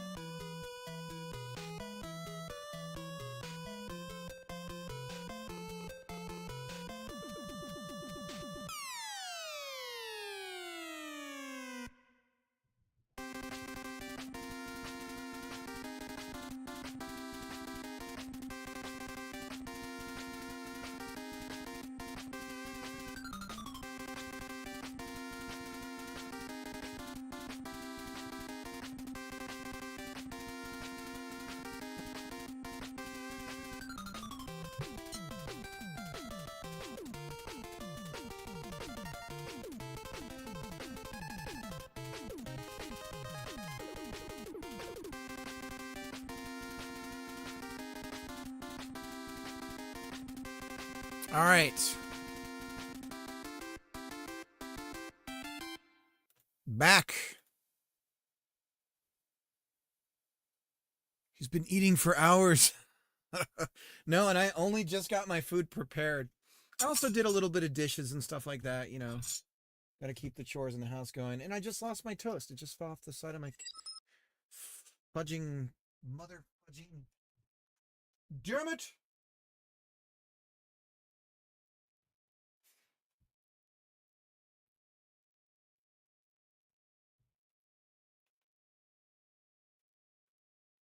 Ah, we lost the toast, and it was a good one. Lost a lot of good toast today.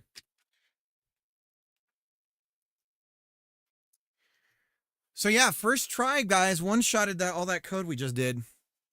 So we have this little anvil. Now we need to design the thing for it, but it shows up. Whoops. It shows up on our, when we go over to the anvil, the UI element shows up and it's stuck in space. So now we have an entire system for, not only can we do this for what we're trying to do right now, but we can use this whenever we want for other things as well. And we have the entire pattern of how we're going to do it. It's all set up.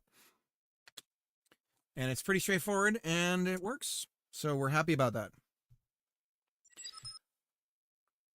Use it whenever, baby.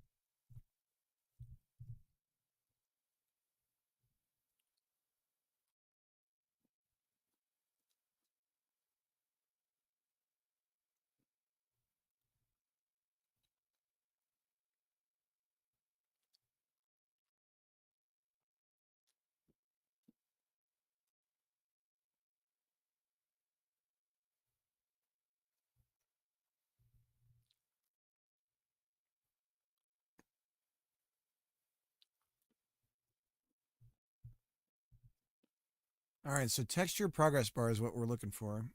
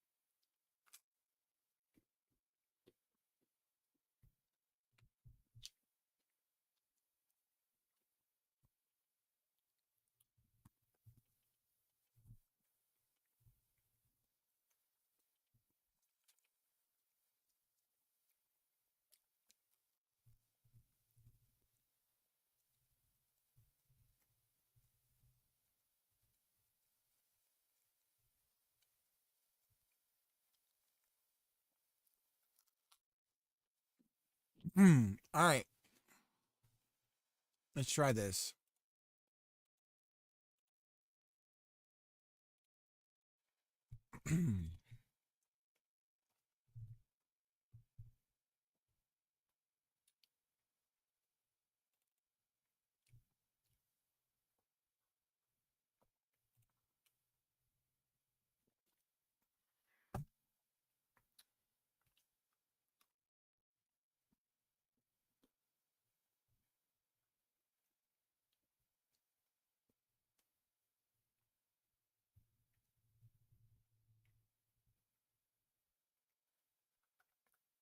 Amazing the lack of explanation here.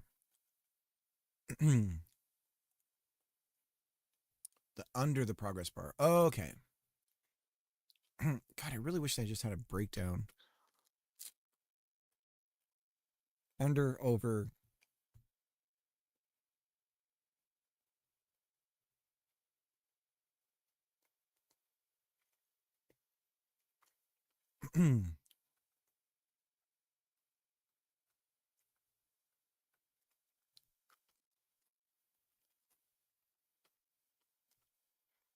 Okay.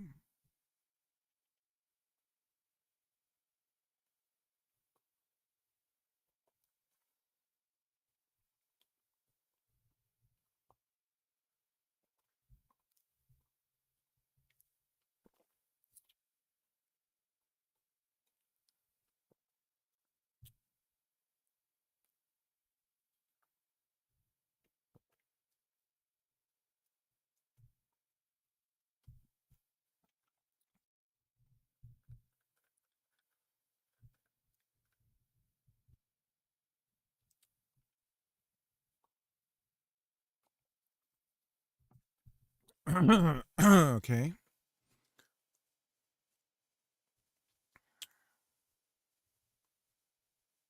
All right. I think we can build something here pretty simply. Let's go ahead and get Cake It open. Or Krita, sorry. He's dying, boss.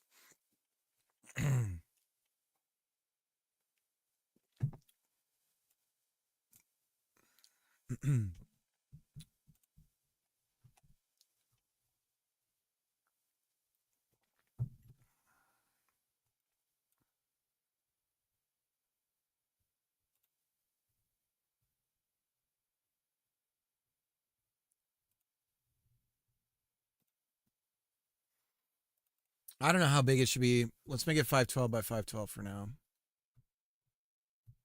That way we can scale it down if we need to. Better to do that than have to scale it up.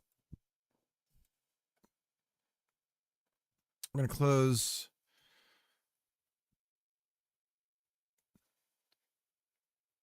I guess we can group this.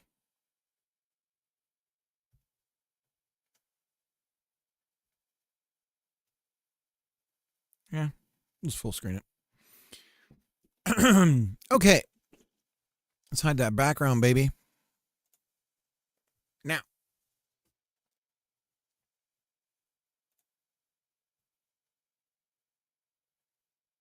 I don't know how to do jack on this when it comes to vector. We need to see a grid of points. Good. And the grid is shit. Tool options. No, we're not in the right view. Workspace. Big vector. And usually I see something here about changing the grid size. I'm seeing jack on that. New window. Nope. Get rid of view.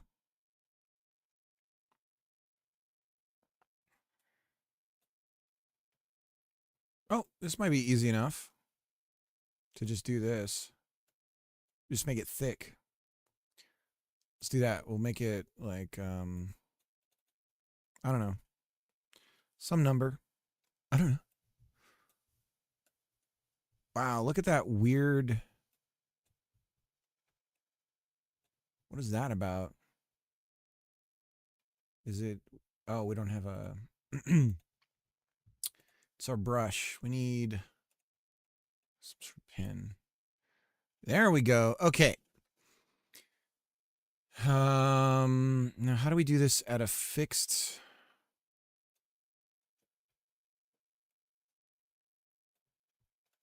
ratio?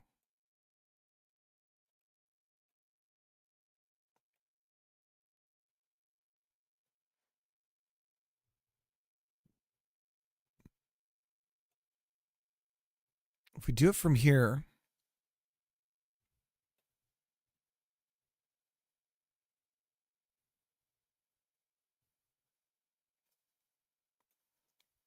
all right, we're going to zoom out and we're going to do it from right here.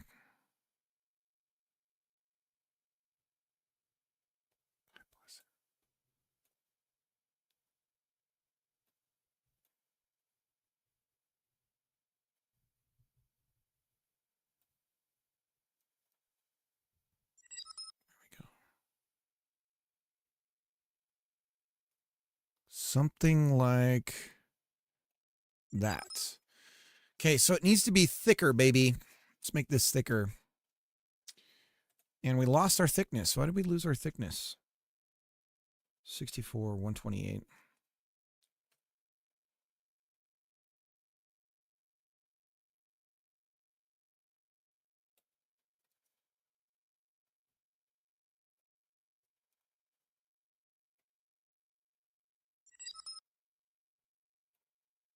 Something like that.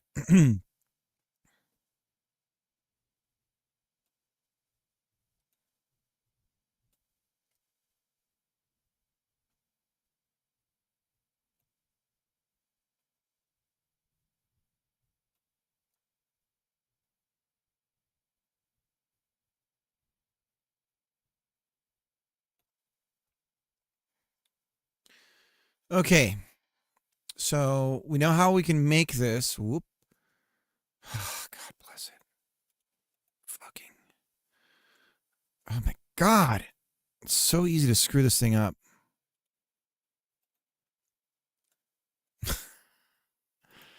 I'm mixing up so many controls to different things right now. Reeks like a progress bar. Excellent. That's what we're looking for. That's what we're going for. Can we do for vector? Can we do like an outer stroke.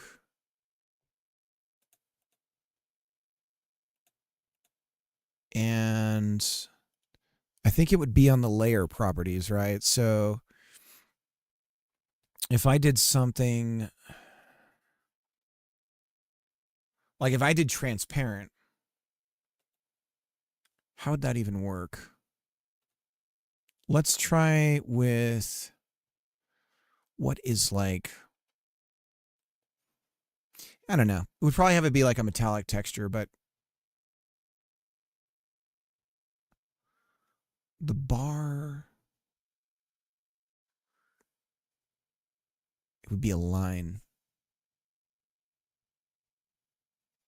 So how would we do that with radial center offset, radial fill degrees?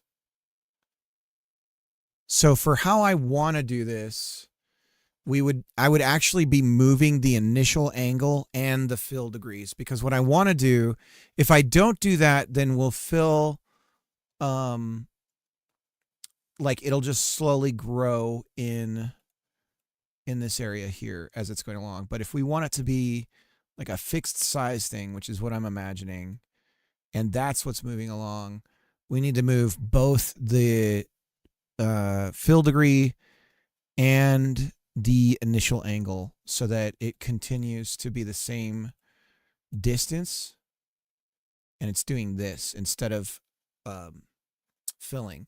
And we'll know the number mathematically. So this is going across like this, and then we let go.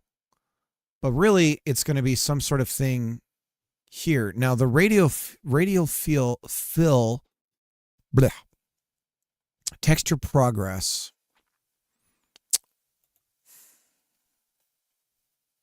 Texture 2D that works that clips based on the node's value in fill mode. So maybe we can do this fill mode, left to right, right to left, top to bottom, bottom to top, fill clockwise. Turns the node into a radial bar. Thanks for the picture to let me know what you mean. Fills clockwise.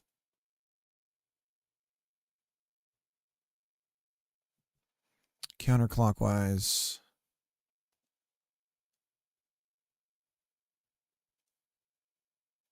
Okay. I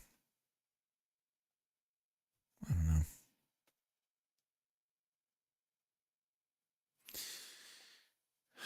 Okay, so I think what I'll do is we'll just get some shit ass thing going.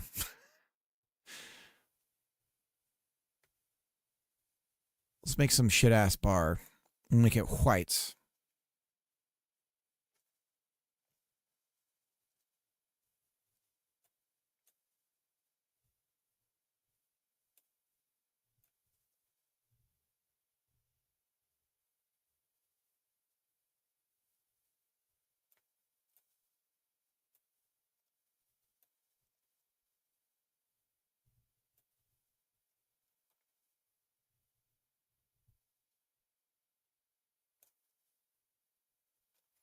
Okay, there's our shit ass bar. Let me see if we can get that outline that I was talking about. Layer style. Inner glow, outer glow, stroke. Okay. There's our stroke, baby. Stroking it. And the stroke has some opacity and some size. So we can adjust our stroke in front of everybody, in front of all of our friends. We're adjusting our stroke. And on the paint layer, it says it's a paint layer, so this is not doing vector. Vector layer. So that's what I wanted, not a paint layer. God bless it. Let's delete this son of a bitch.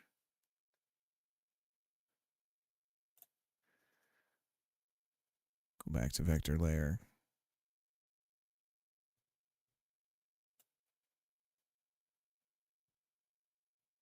So So right about there. And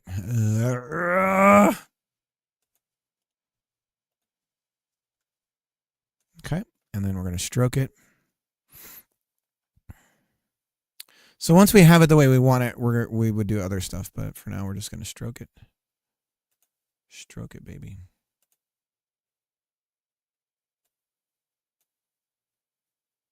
Okay. So there's our thing. Let's just save this. Save as Pong code Cougar assets. Code Cougar assets. New folder UI.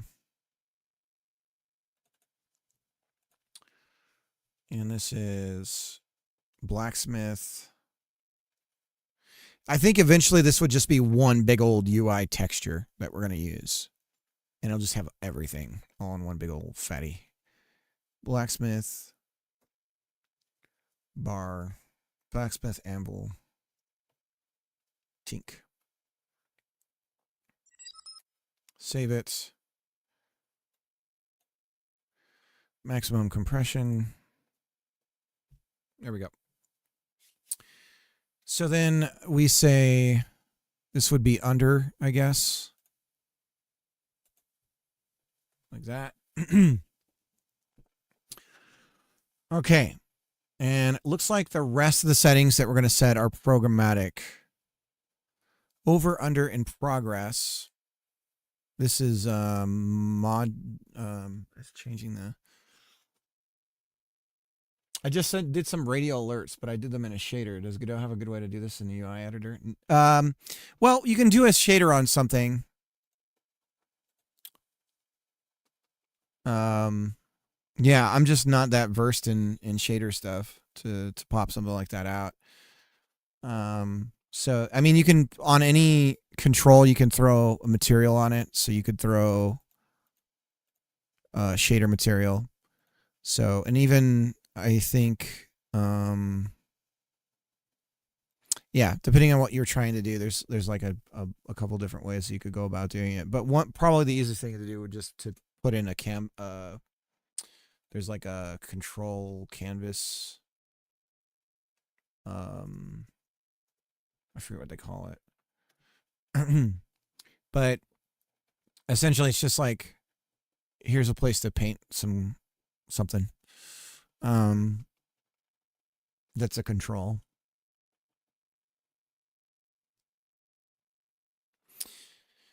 Progress, offset. So our offset would be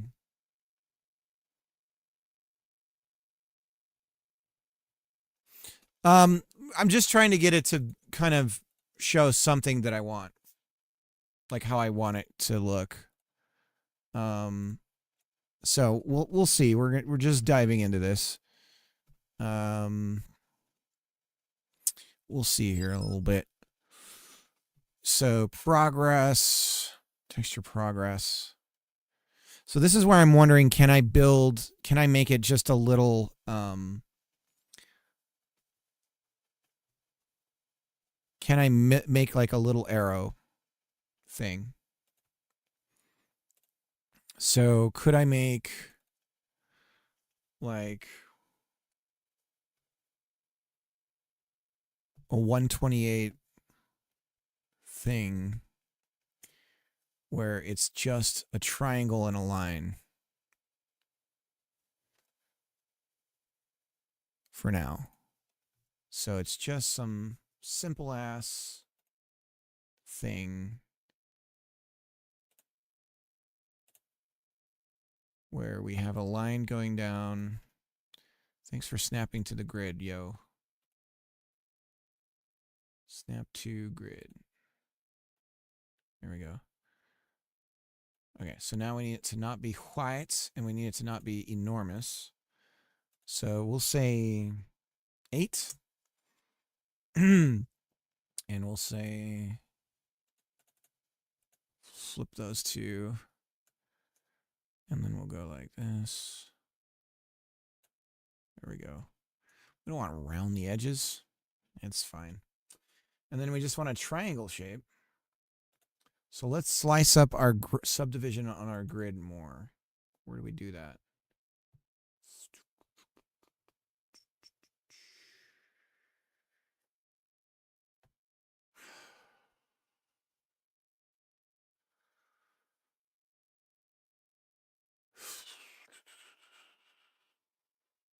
See, I've seen it down here.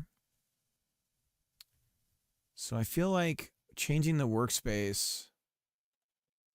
I found something down here to do it. But I'm not seeing that. And I'm realizing I'm using a paint layer, not a vector layer. So, fuck me. We want to be a vector layer. Oops, we have the wrong.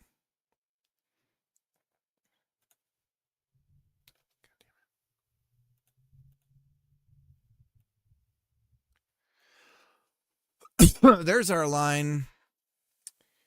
And it's not snapping to the grid. So now that we're in vector mode, we're not snapping to the grid. That's cool. You can... Excuse me. Okay, it doesn't have to be perfect. Let's just do this, and we're going to make it red.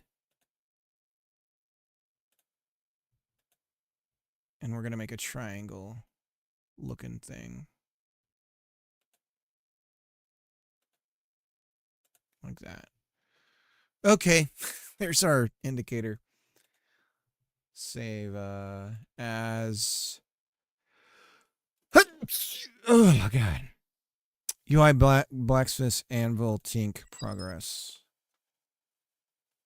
Jotson, how's it going? How was your stream? Progress? Yeah, we'll call it progress. Progress. We're trying to just build a crappy UI.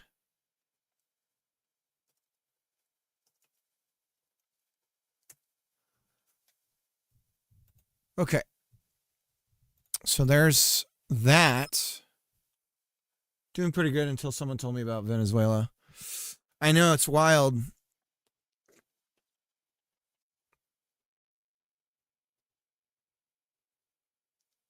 It's weird because, like, simultaneously Maduro's like a really bad guy. And it's like, you know, there's that. But then also just doing an entire thing in a country that we have no, like, putting people on the ground and doing all that is just wild. And just without Congress. Unfortunately, this country is continuously just, Congress has just kicked the ball down to the executive branch again and again and again when it comes to stuff like this. But this was just seemingly nobody knew. It's just fucking crazy. All right, so progress, we're going to try and load this in. Okay. So now we have that.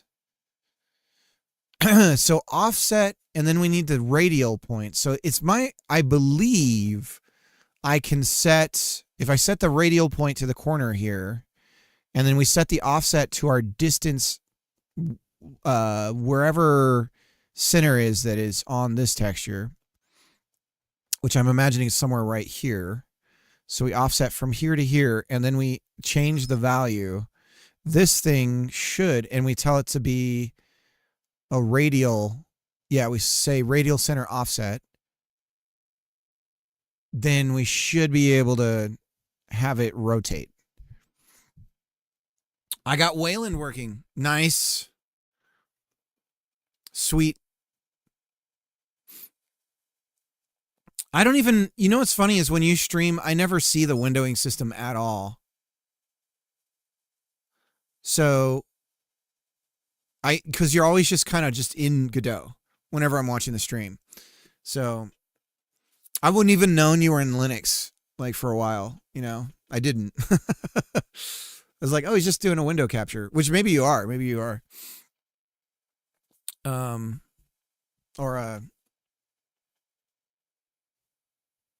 but that's cool. Wayland's nice. It's juicy.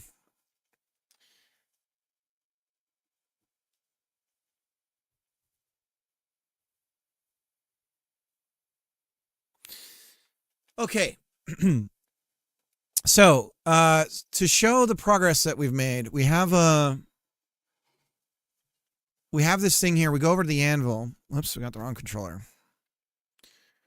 And then now it's enormous. So now we need to bring this son of a bitch down. It's way too big. So let's do that. Transform. Okay, let's stop it. And how do we set it so that we can decide its size? It doesn't need to be in a container anymore.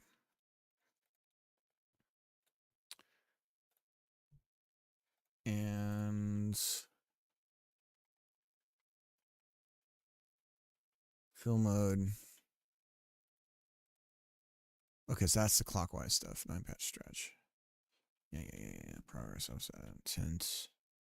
Custom minimum size. Custom minimum size. Let's say 128 by 128. And then how can we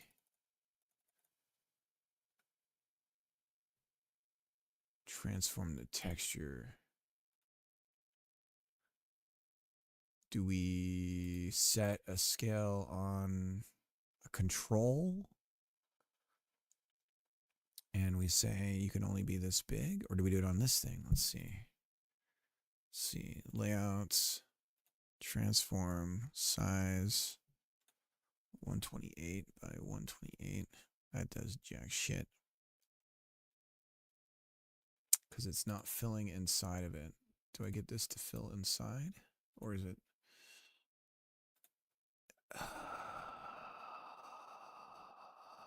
It doesn't seem to care. Oh, now I can suddenly change it. But it won't let me scale. What if I do scale? But why should I? Why should I change? He's the one who sucks. So we can scale it down. And if we actually move... If we anchor it to the top left, I don't know. Let's run it again. Go. Oops, wrong controller. So there's our thing. So we need to get it to be offset onto the, and I guess we don't need the, it can just be the texture progress bar. So this would go up in the corner, which would be like this, right? So we would offset the opposite, 256, negative 256 for there. Now it should be floating right where we want it. The size and everything we can adjust to. So let's go like this. And we'll walk up to it. And there we go. Okay. Yeah, we can play around with it. So it's still enormous. I've never had that problem. I've never had that complaint before, right, guys? So we're going to say 128 now. And 128 here. Maybe we just center it. That might be it. So 64. Self-deprecation for the win. Okay. So, yeah, we push it over by 64 on the right, and we're pretty good. It's looking pretty good. Yeah, so we have this floating pop-up thing now. So we can say, hey, put this thing in space. So it's still in the control viewport area. And then we say we're in 3D space to plant a flag of the control. And then we say to remove it or keep it. So we control whether it's being shown with visible. And then we control whether it's there or not with remove. And it's up to us to handle the control that we give it. But with all that being true, we can just put something and say, hey, show this thing, this UI thing right in this physical 3D space. And whenever you're running around or whatever, it's updating the position and all that stuff to show like it's sort of stuck in that spot. So we made that, which is neat.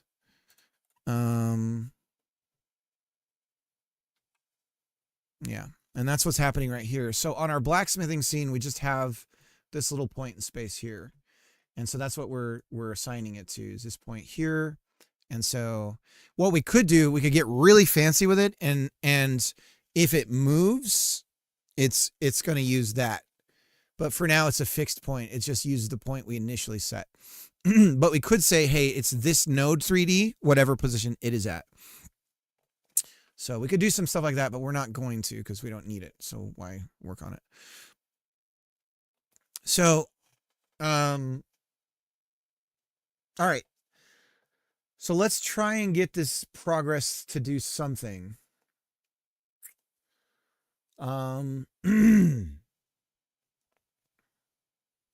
It doesn't look like I can futz around with it in Godot. Min value, max value, step value. So if I set the value to something, there it is. There she is. Now,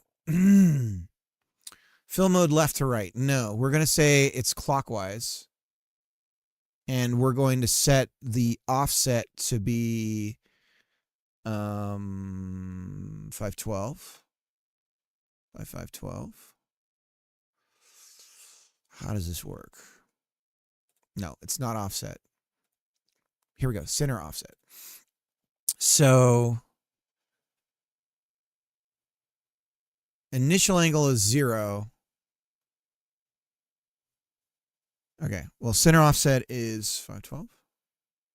Where'd she go?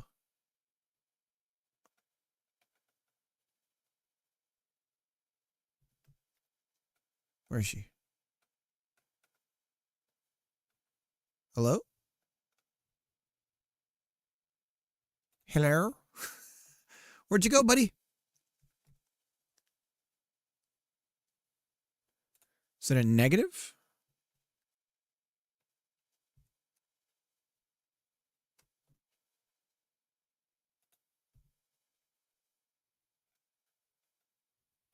Hello?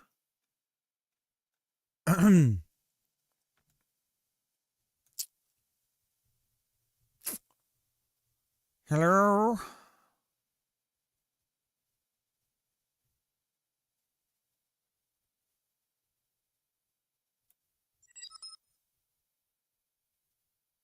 Shit, it's not rotating it. It's literally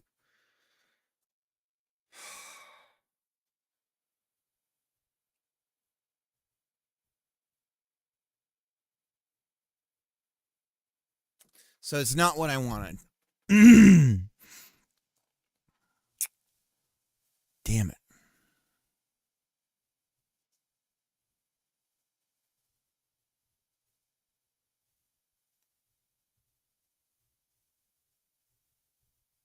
So this little tick, what I was hoping to do with it was to make it into, you know, like this little guy would be where he's moving like that. But it looks like it's just filling another texture in.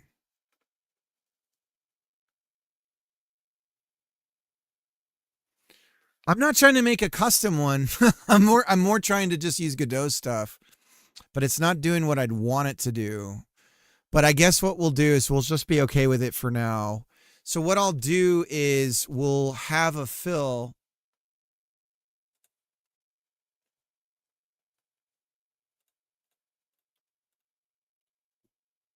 So let me duplicate this layer. It just masks on top. Yeah. So here's what we'll do. We'll duplicate this layer. And we will change the color of the vector here to a fill value that we want. So I guess we'll make it red. And it's filling the wrong thing. How is that even possible? This is the stroke. The stroke of genius. Why? Was it? Am I? Who's what? Let's go over to workspace. Big vector. Here's the line. Here's the color. Okay, so we'll make it red for now. And then we'll export this as our progress PNG. We'll replace that. And then if we go back here and we adjust these numbers like this is what we want, is something like that. So we're going to move these two along with each other. Now, what is this doing that we're not expecting? So if we say 512 and 512. No, we don't need to offset. We don't need to offset. Oh, maybe we do. Because this is going from the center. We don't want that. So we say, let's just add 64. Okay, it's doing what we think. So it's 256 and 256. But then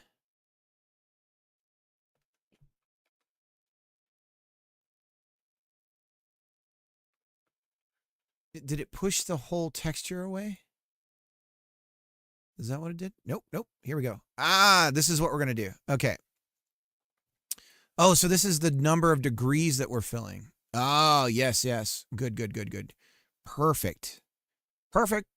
So we're going to have this go, and then you got to hit it. Now, part of the problem I'm seeing with this is does the because what I would like is that heat, that range where it's like you want to hit it right here, and that's changing dynamically. I guess for now we could set it as a fixed thing, but I would like to create it dynamically. So what we could do is a viewport texture. I'm not sure over is going to paint over that. So what we could do is for the over, we could have the bar lines, the curve lines, right? Or for the over. And then the under would be a viewport texture that we're dynamically drawing lines on that create that thing that I'm talking about. And so I think if we combine those different things together, that would work. For now, we have a thing. And so what we'll do is we'll just get the button pressing thing right and the pushing it, in a direction. And when we let go at any point, it'll be fine. But what I'm imagining is when you're going to hit the anvil, you hold the button like you're holding the tool back, and then there's some sweet spot where when you release, that's like the ideal spot, and then the animation will play for the rest of the coming down thing, and then whatever you get right on that is an amount out of a maximum perfect like shaping thing, some number that's like this is the max you could do, and it scales down from that depending on how accurate you are. And so you're just like, you got this little bit of thing where you're trying to like kind of get it just right. And it doesn't matter if you're off, but it would be, if you're on, it's even better. It's faster. And then it's going to scale up, and if it just keeps going up, and it's not going to go back down, it's not going to waver or anything like that. It's just going to go up. And if you're just a little kid playing the game, when it gets to the top, it's just going to hit for you automatically. So if you're not caring about it, you can still do the thing. There's not a fail state on this. It's just that there's a good success thing where you can get it like really good if you want to, if you care. So there's depth. Again, the idea with these little mini games is there's depth there if you want it, but it'll still function as a thing that you don't have to go any deeper on if you're just doing the thing like on a surface level, I guess. So, okay. So now we have this initial angle thing. So it's between 260 or what would it be? 270. So 270. So between 270 minus our initial fill degrees. So if we were to subtract 12.6, it should be gone. Yeah. Okay. And then we fill to 360. Does 360 put us at the top? It do. It do be like that. So it's 360 minus, it's everything 270 to 360 minus our fill degrees. Okay. All right. Okay. So let's add the thing for the code to make it so that we just give a value between 0 and 1 and it just figures out where on a progress bar that would be. So here we have this. Let's go ahead and make this the parent. And then we're going to rename this here. And then we're going to attach the old script here. And we'll get rid of this. And then we'll save this. And then we need to extend, what is it called? Texture progress bar. But yeah, if you haven't, I think you were here near the end yesterday, Jotson. So I think you saw the progress I made on this. So it's turning into something. It's becoming something. It's actually nice to like work on the game, the game proper. It's like, oh, okay, I can actually make the thing. And so way back when this was initially a baking game, I wasn't feeling it, but doing baking in this broader thing, I'm feeling it more. And I kept talking about that where I'd be like, oh, it'd be nice if you could go out in the community and blah, blah, blah, blah, and all that kind of stuff. But I couldn't feel it. It was like this entire thing is going to be a slog. It's going to feel that way. So it's nice to have this thing where, okay, so we have fill degrees. Come on, autocomplete. Radial fill degrees.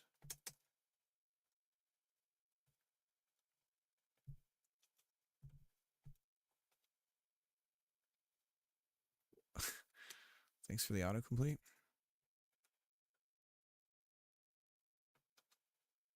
That's not how you spell the degrees, is it? Doesn't look right to me. Nope, it's got an E where there's another S. Okay. And then initial angle. Radial. Is it? Initial angle. You know, I kind of wish Godot would let you show the variable names here, the property names, instead of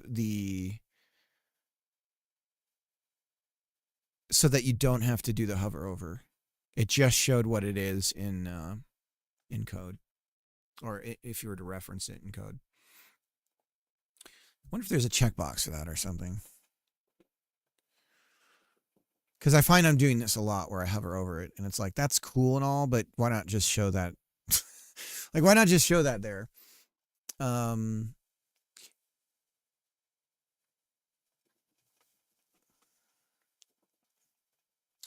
I get it. It's for internationalization, I think. So something about initial angle minus fill degrees. And 0 to 1 is between 270 and 360. So so that would be, if we were to make these magic numbers, 360 Minus 270. I mean, this is basic math here, Schultz. This is geometry. What the hell's wrong with you?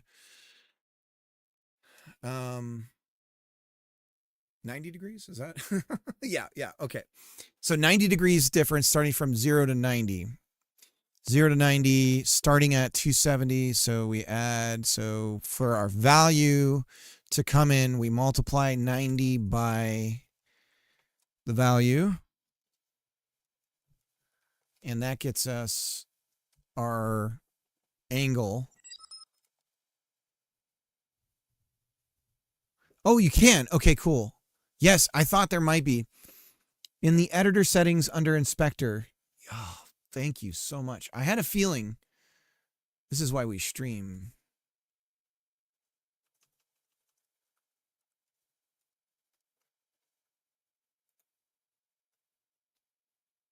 Default property name style. Yes. Dude. Raw dog it. Gotta raw dog those names, man. That's gonna save me. That is a huge time save. Oh my God.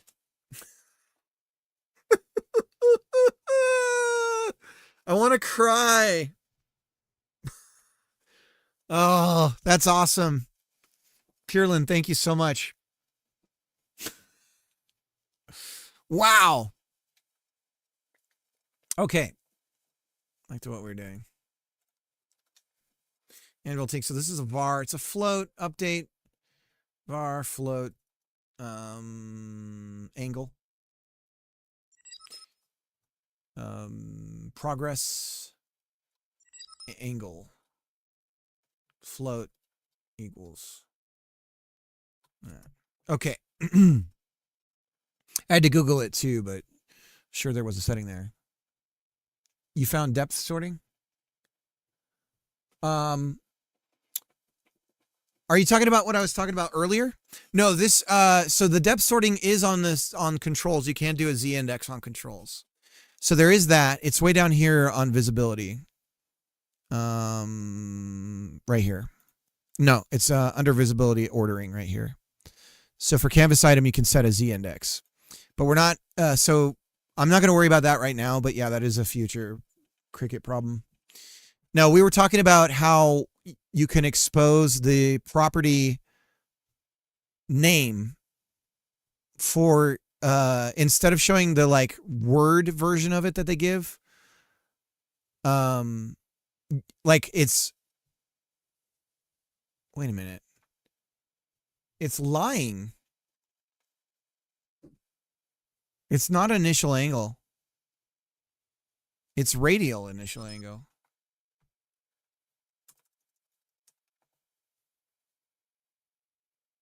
Right? Hang on a second. Texture progress bar. Let's look.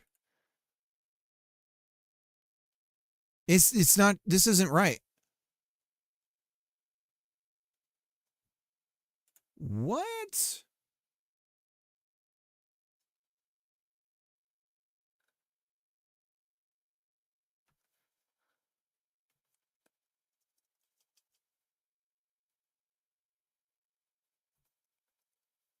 It's not accurate. It's using the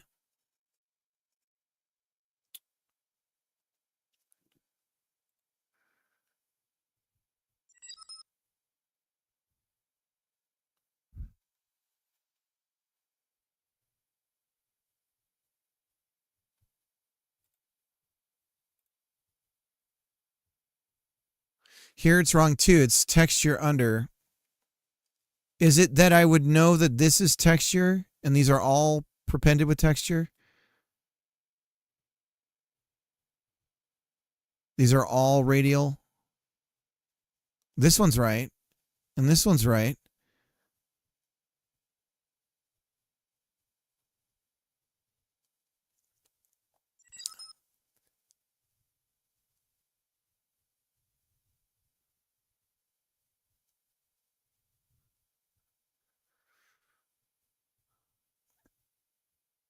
Could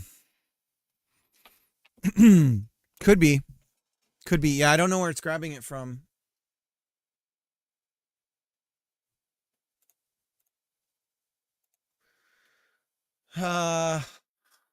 Okay. So we have progress angle, and what we're trying to set is the initial angle. So initial angle and progress angle. Initial angle equals progress angle minus fill degrees. And this is radial initial angle. Progress angle minus, so wait, it's plus two, starting from 270. So PIMDAS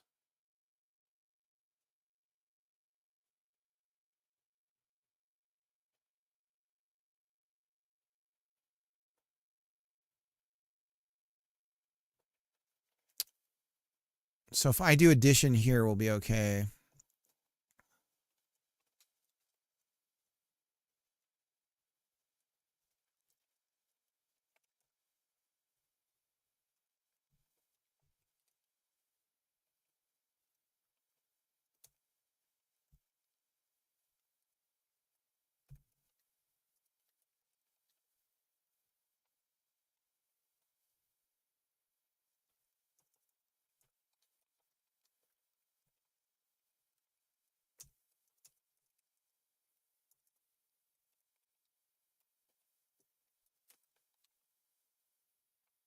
And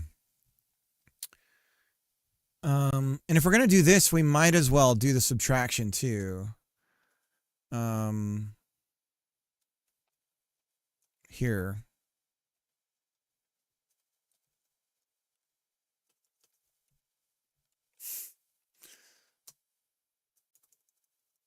And then if we're doing all this, we don't even need to set a variable.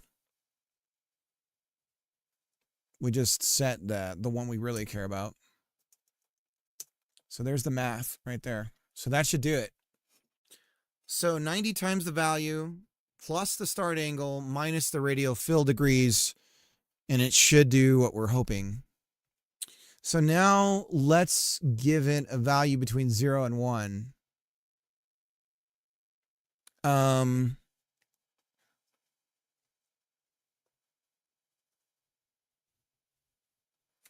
Now what we could do is also limit it, and we could return an error if the value's too high or, you know, all that stuff. We're not going to do that right now. We'll normalize the number over here. But what number are we going to give it?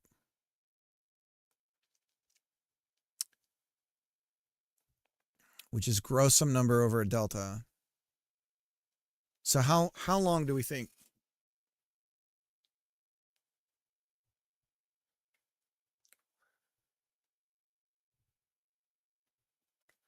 Like 1.5 seconds, about something like that. Okay.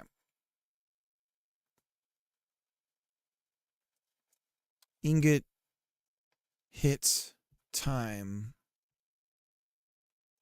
float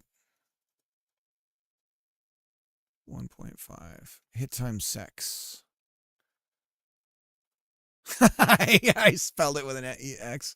Hit time sex. Hit time sec. Okay. You get hit time seconds. And this is, what button are we pressing? Bottom? Bottom button on the facing of the controller. Bottom button.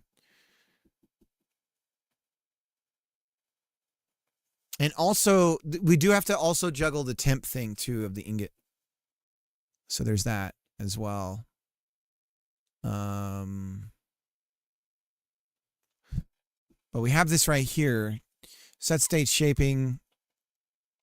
Pressed, and then we need pressed and released. Yank 6.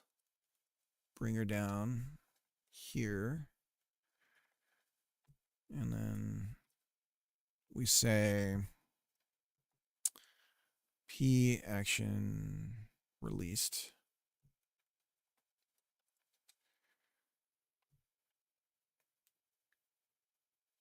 And if we're in Anvil, so we need a Boolean if we're holding it down or not. Or do we not even need a Boolean if we're just increasing a float for it and we set it back to 0? So we just check if it's...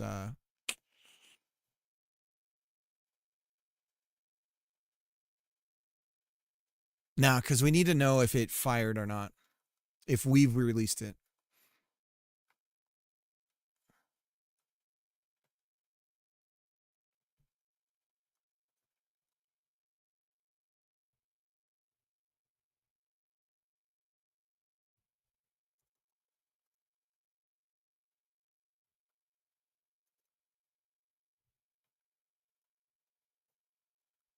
Is Anvil Tink? See, we're doing cute names. We might regret this. I'm no fun when it comes to variable names. I'm no fun. Again, this is a streamer with no chill. Streamer has no chill. So if the ingot temperature, first thing we can check is the Boolean. If is Anvil. If not is Anvil.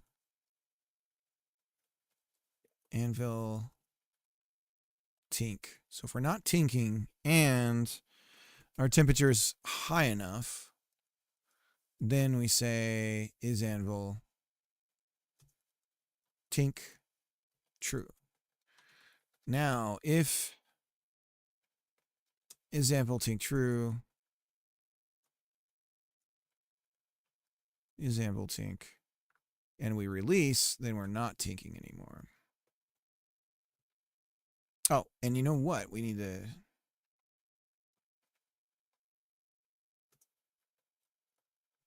False. Okay, and so when it's true, we count up and we set... That's where we're setting that thing. Anvil tink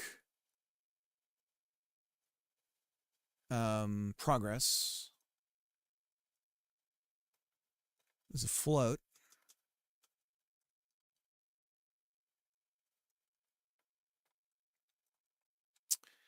And our max progress is the ingot hit time seconds. So I guess it's Anvil hit time. Okay. And instead of hit, we say Anvil tink time. It's fun. It makes me giggle. Tink time seconds. Okay. All right. We're getting there. So we are either tinking or we aren't tinking. And then when we are tinking on our progress, we'll do it in physics.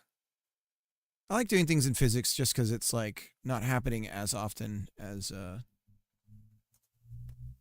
it doesn't really matter, but it does. Like it's still at the same time. So if you put a lot of stuff in either process or physics, they all go at once at the same time. So that's where if it's starting to fill up, but you still need to have them happen there, then you need to do batching, right? So we're not going to worry about that. We're not having that problem. So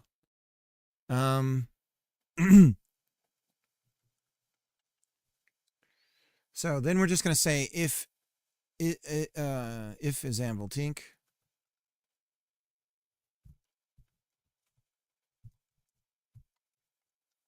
then we're going to do some sort of progress. So we take our delta, we multiply the tink time by our delta.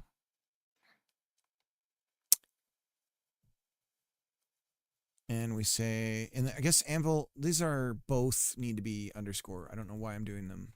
Suddenly I'm like forgetting to do that. All these are underscore. Everything's private. There's nothing public here.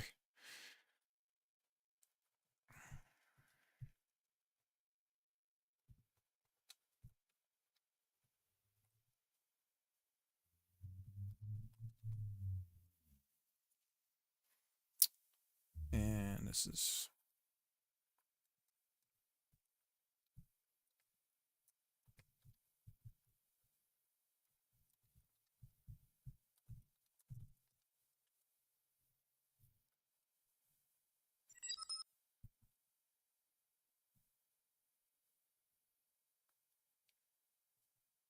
Aria, let me do a shout out. I forgot to shout you out yesterday, I think.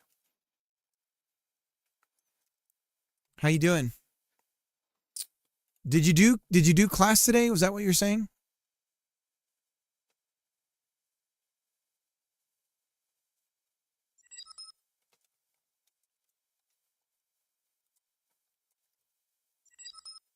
Last night. How did it go?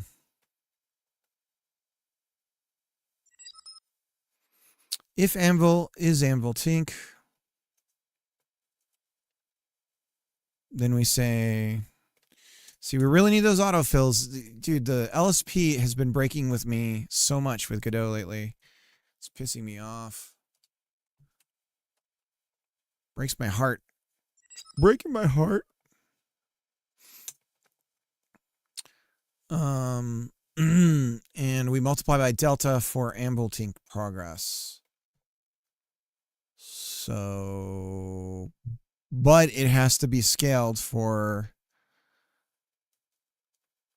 the Tink time. So we have to normalize it.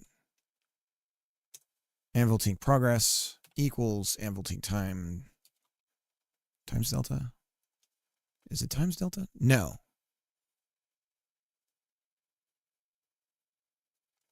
I guess we'll normalize it when we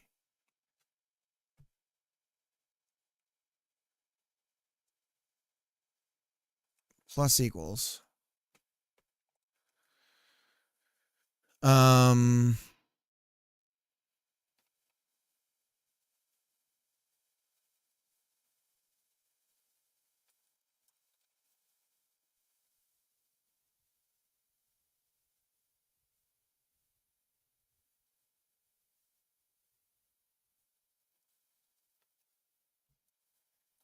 mean, we can clamp it. And we say Anvil Tink progress plus delta 0, 0 ingot.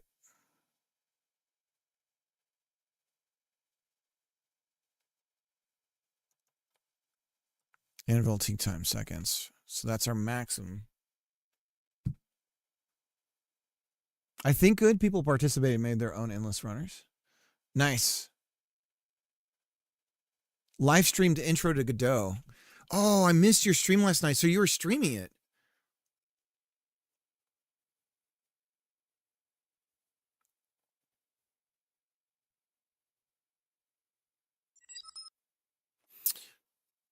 Nice. Answer questions real time. Sweet. So wait, so was this for a classroom with people and for the stream? Or is this more like a stream class thing?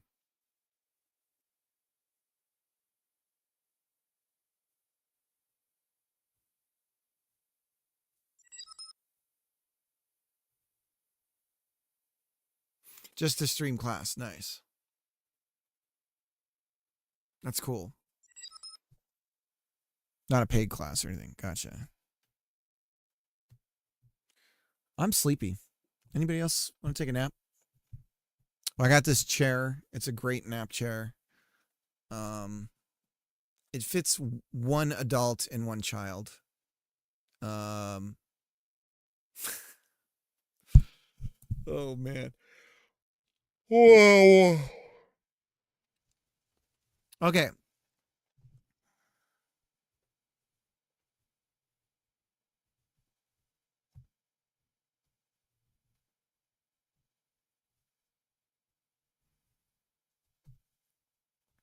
So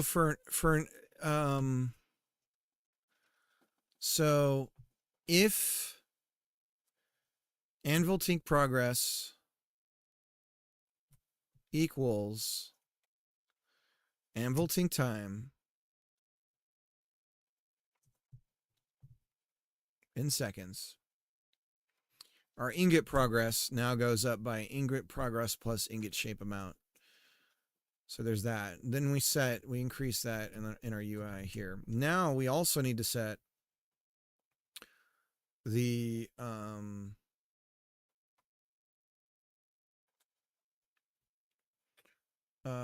curve thing that we were talking about. Right, so that's just a function call. UI anvil tink. So we go back down over here, and when this happens, the other thing we need to do is set is anvil tink to false.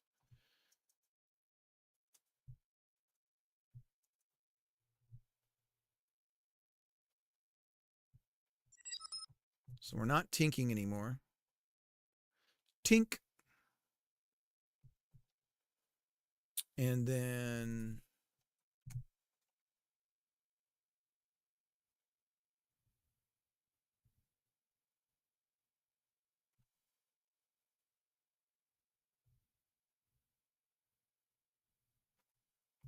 not a paid class or anything. Oh, I gotcha. That's a cool idea. That's kind of like what Captain Coder does a little bit, I guess. It feels like it. It feels like he's teaching when he's doing this stream.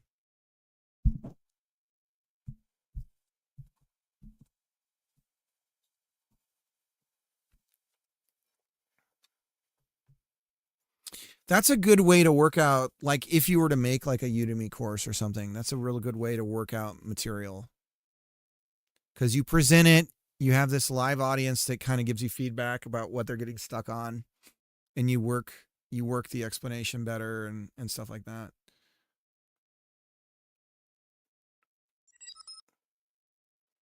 I'm dry running some YouTube tutorials. Nice.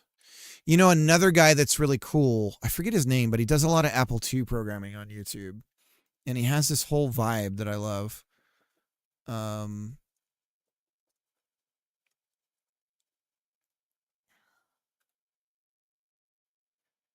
me see. I think he made a Snake game. Apple II Snake. Yeah, the coding train. Have you heard of this dude? Imagine being able to build anything just by thinking about it. Get it over here. Base 44, a complete AI creation. This video is brought to you by Nebula Classes. Hello and welcome to a very special coding challenge right here on the coding train. Now, I'm not sure when you're watching this. If I had to guess, it's probably maybe 40 years or so into the future. I am going to attempt to program my most popular coding challenge ever on this Apple II Plus computer in Apple Basic. Now, if you've never programmed in Basic before, don't worry. I'm going to show you all you need to know step by step as I attempt to make this game. Let's get started.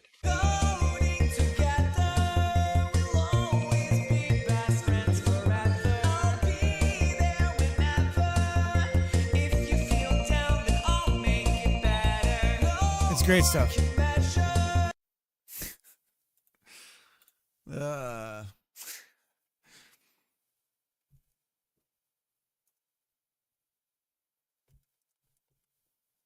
Okay.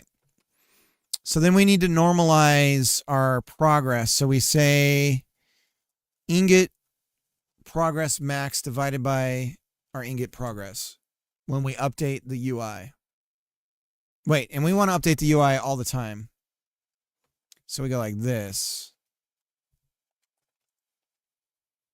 Now, and it's not ingot progress, it's the anvil tink progress. So, did we get it? I don't know. We just wrote a lot of code. Anything could go wrong.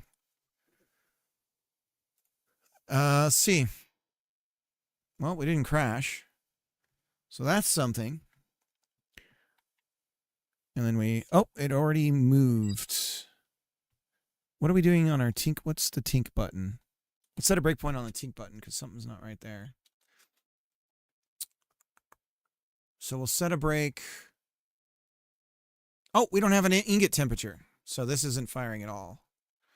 So let's set a break here first. We don't have an ingot, technically. Well, we do, but it's not hot. So we can't tink it.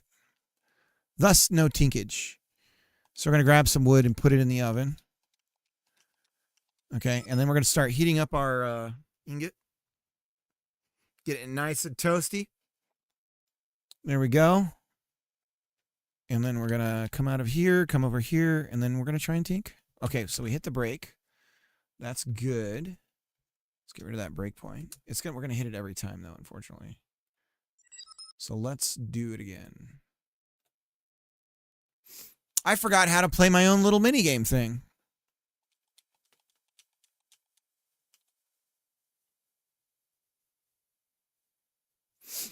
I'm not sure yet. We'll see. Let's go over here. And it's going insane. So our math is wrong somewhere. We are tinking, though.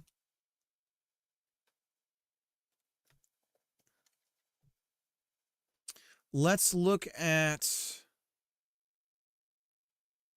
tink progress.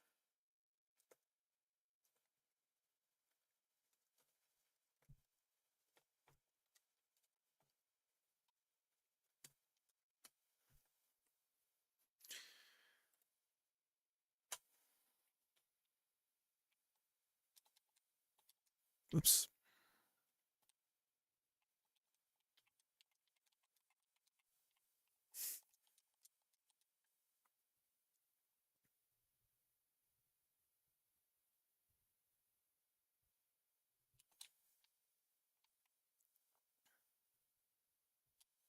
Okay. So we must be normalizing it wrong. Let's see what it is normalized. Because that number is correct.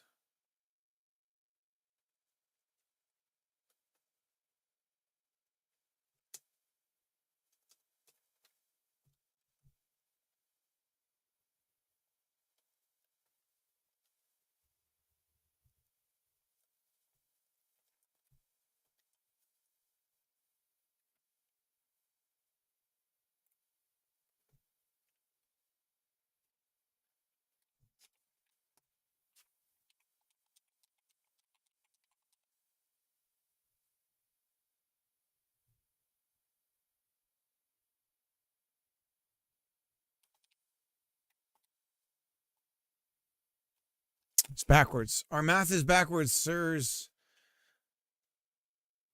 We suck at math.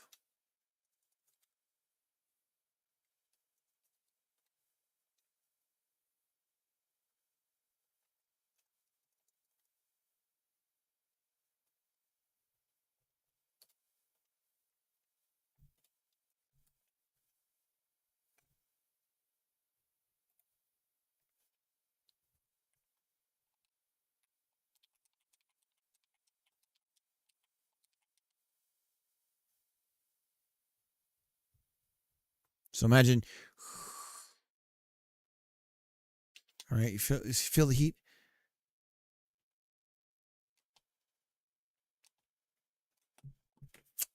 And you're right. Tink progress is not resetting.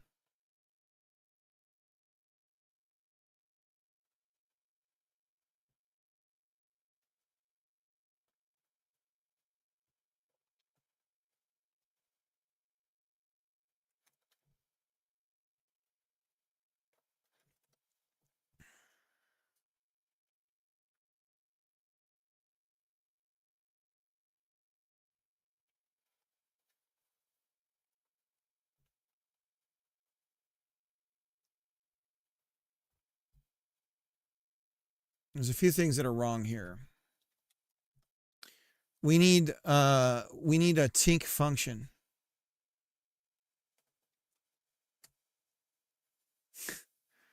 So we'll add function tink.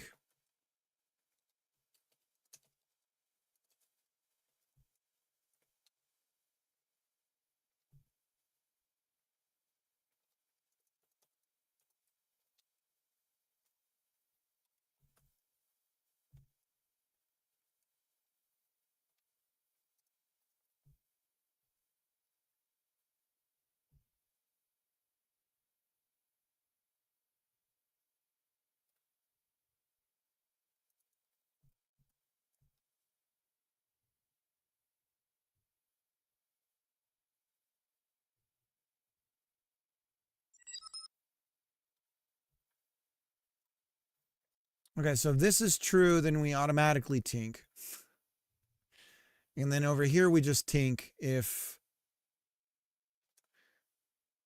We could always just run these checks anywhere.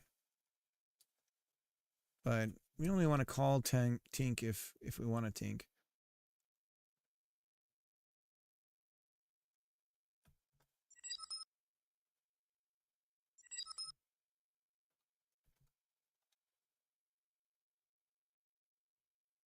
Do you think it's going to work? I don't know. I'm doing good. We're going to lose. How are you doing?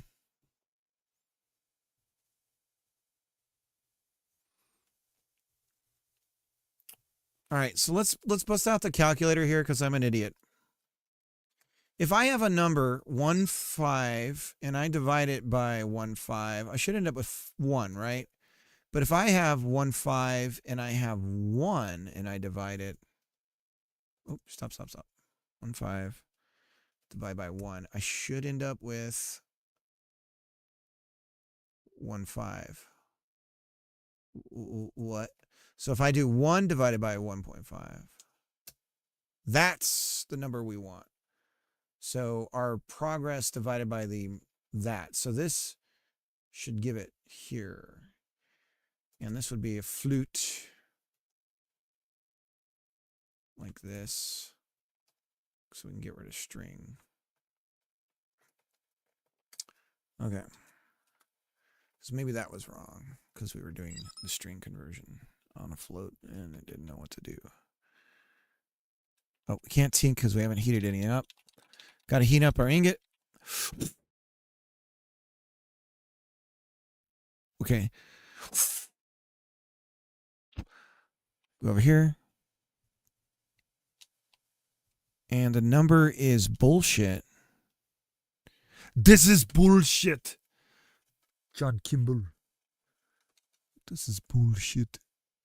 Oh, because we're doing ingot. We're not doing the anvil time. Damn it, Cricket. You moron.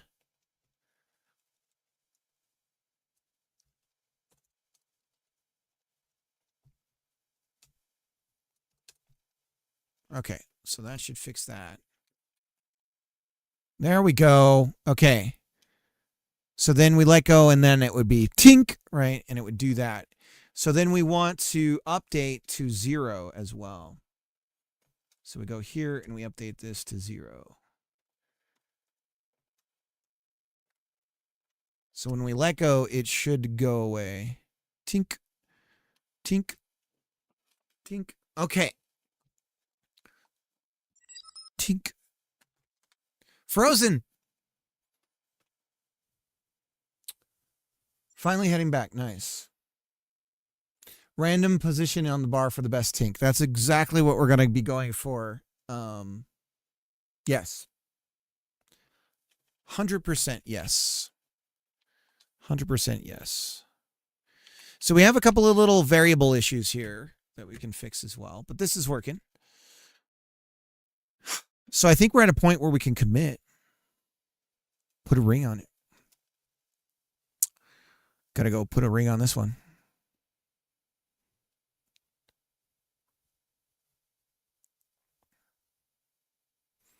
And I guess we'll put UI. UI is kind of actually up here with this stuff. I guess. Heat move direction.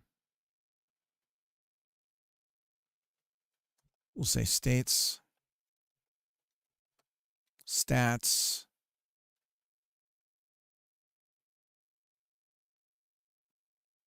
I guess that's all together.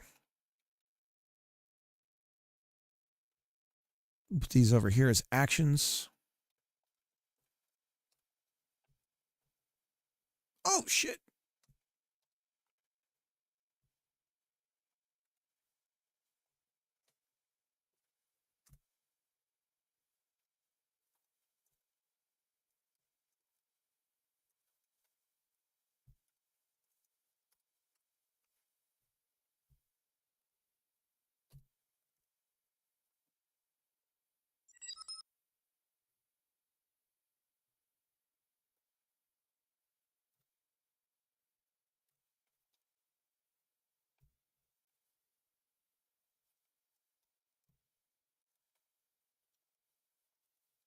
There we go.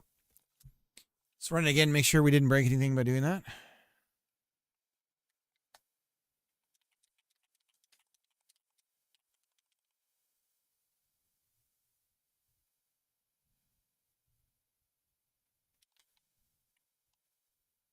Tink. Tink. I feel like a second might be better.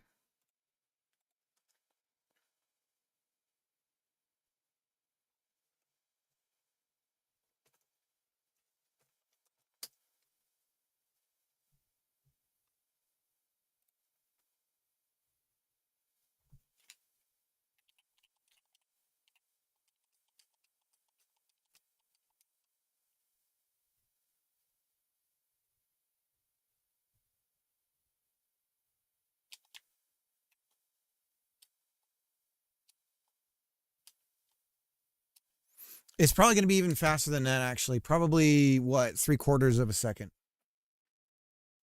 Or, I mean, probably, what, 45 frames?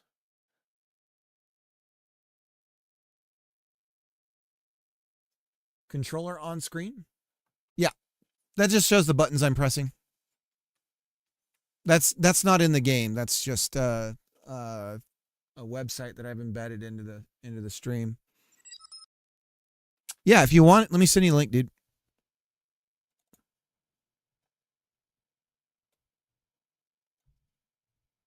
It's useful to let people know like what buttons you're pressing to make the things happen.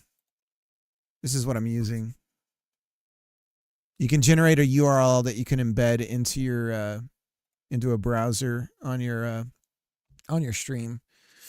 And I do normally show it dynamically and hide it dynamically. Like I have advanced scene switcher, and if it sees any change on then it'll slide in and show it, and then if I stop using it, it slides away. But since I've moved to Linux, I haven't bothered getting that stuff set up yet. So I haven't messed with that. So I just turn it on and off manually for now. So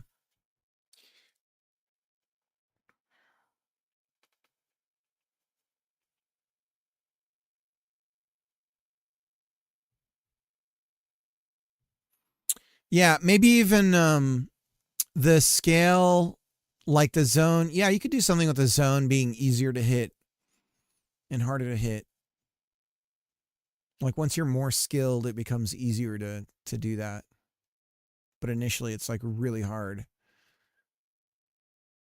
Although it's weird because it's an inverse thing where the skill of the player can get worse and they'll get better. It's like the Call of Duty like money or XP problem, where if you're a really good player, you get the best of everything and it just makes it even easier for you. You know. So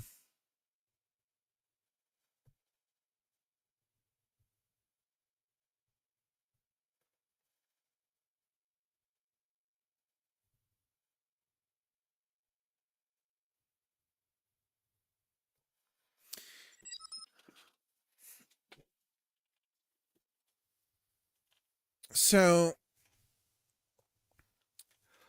that's that idea. Very early work on it.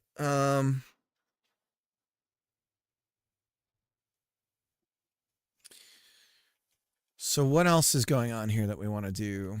We could visualize the heat. We were talking about doing that, so we could build the heat thing, and what we could do is I think we could do it with the diegetic on the oven, an actual texture that we put onto the mesh for the heat, and we would use a what is it called when you have like a gauge? That's the word I'm looking for. So we could find a gauge looking thing. Back in the day, I'm guessing they just felt the heat and were like, yeah, that's right. You know?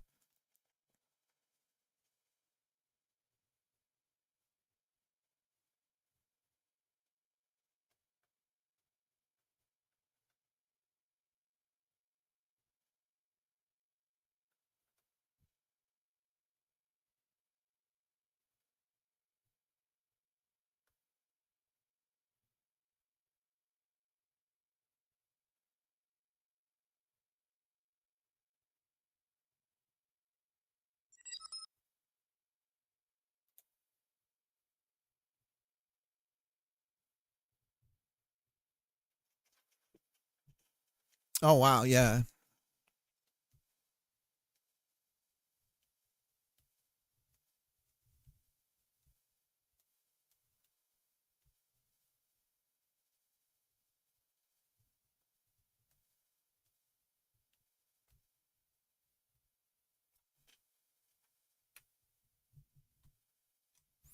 So there's a problem with the variables right now. So you can you can cheese this right now because of how it works. Um,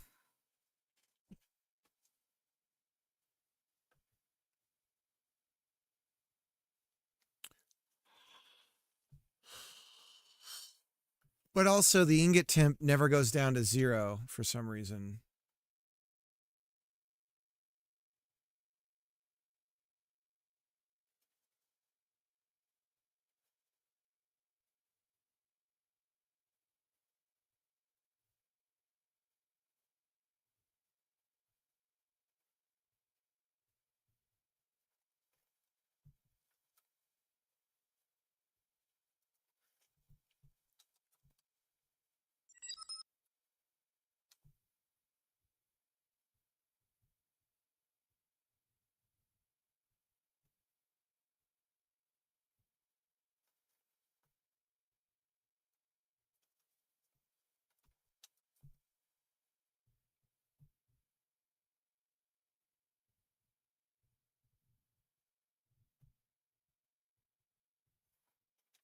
The sample of it on the heat. Okay. So it's exactly what we want.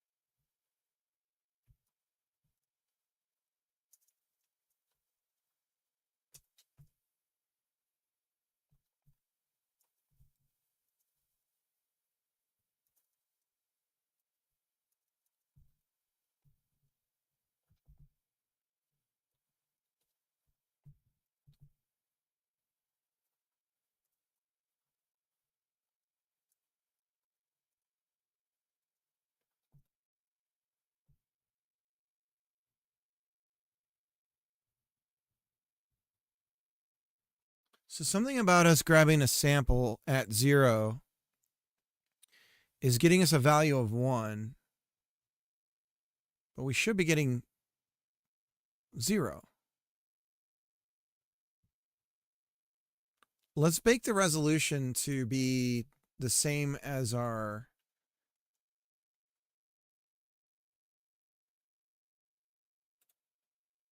well, let's go higher than 1000.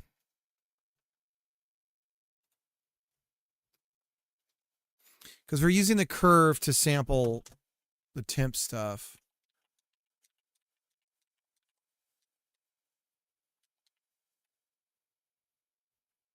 Goes down to 1.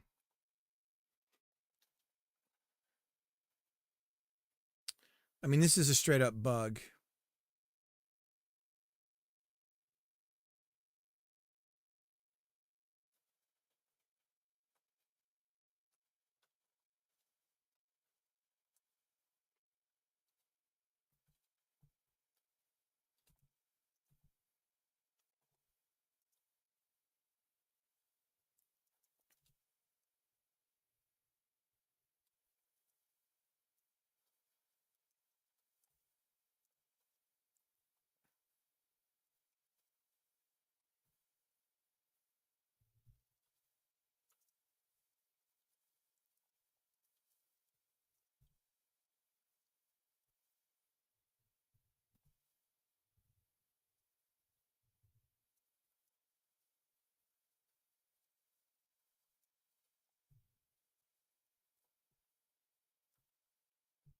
Okay. So if ingot temp equals 1, it equals 0, which is stupid, but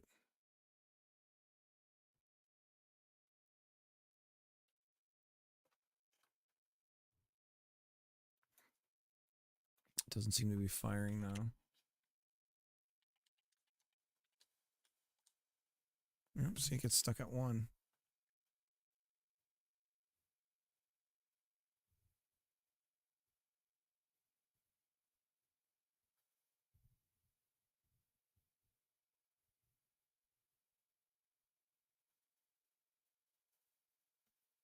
Can you do about equal to? How do you do that? You can compare a float with accuracy.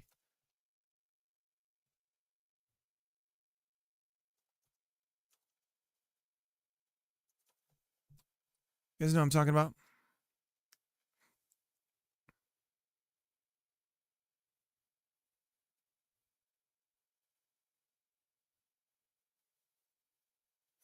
Oh, I guess we could do that.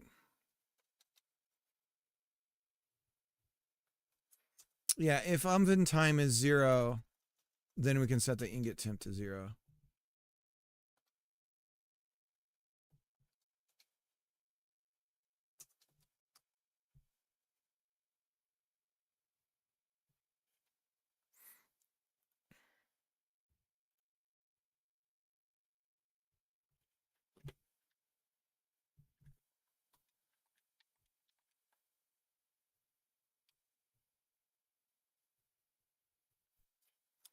So this is a problem with comparing floats.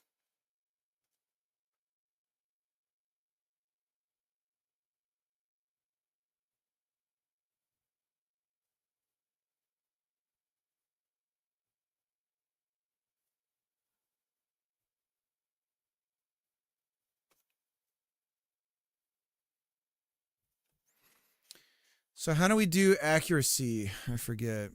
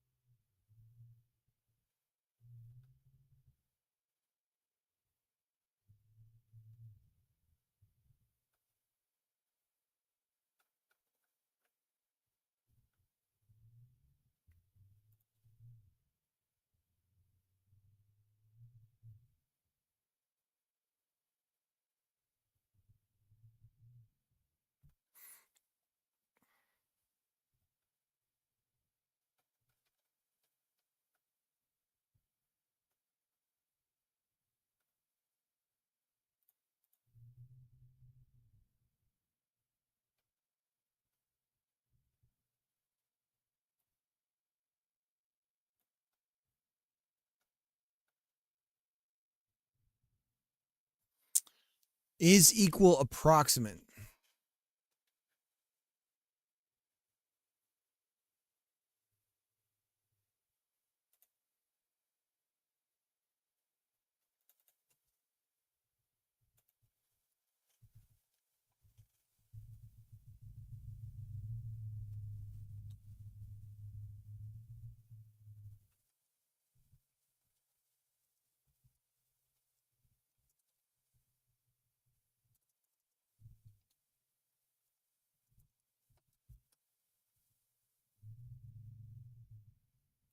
Damn it, still not firing. I hate floats.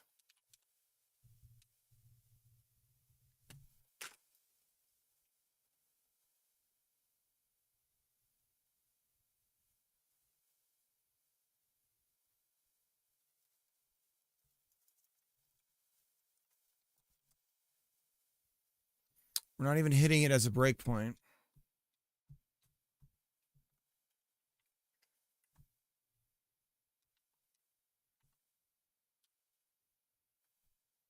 There's our break.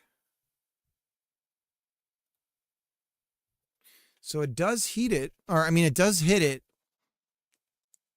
Are we setting this somewhere else?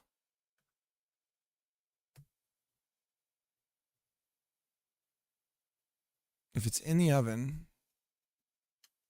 and if it's greater than 0.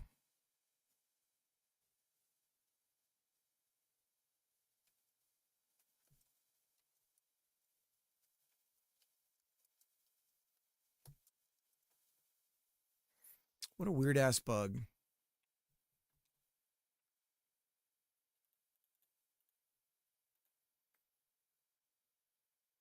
It has to be a race condition.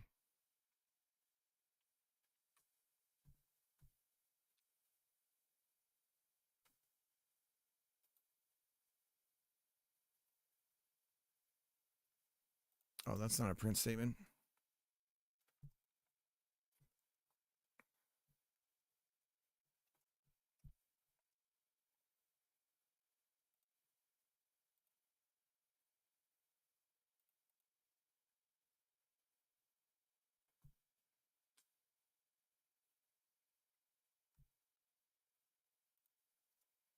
Oh, you know what it is?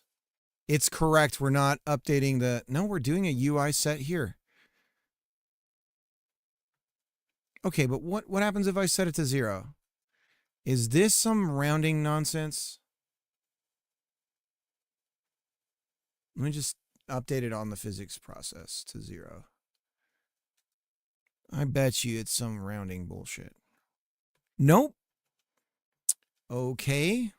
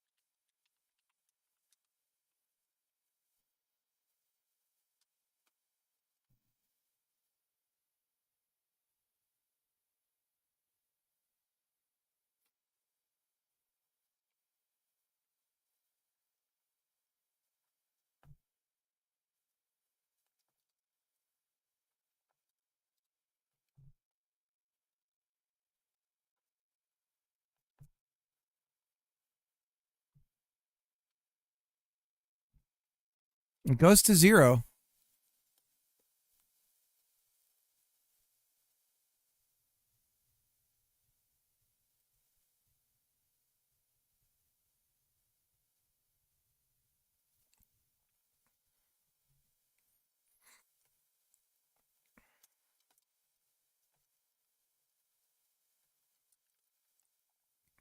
We're at 0. So it's the UI stuff that's screwing this up somehow.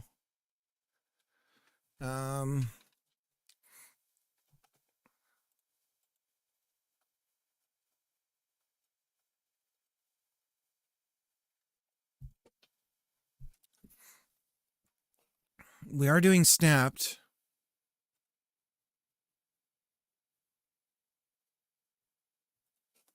What do we say? It's...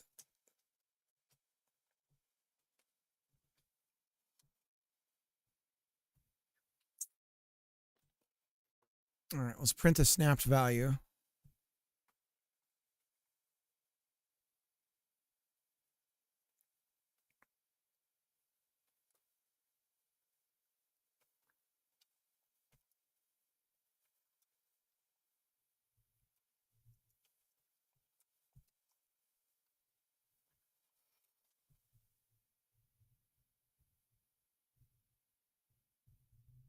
What in the Sam heck is going on right now? Okay, let's further go down the rabbit hole. We're setting the value here.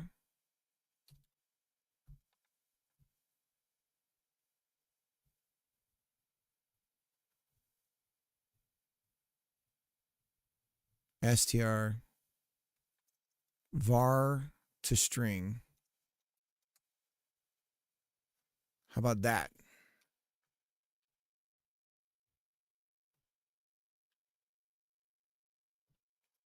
You're doing it. You're doing it.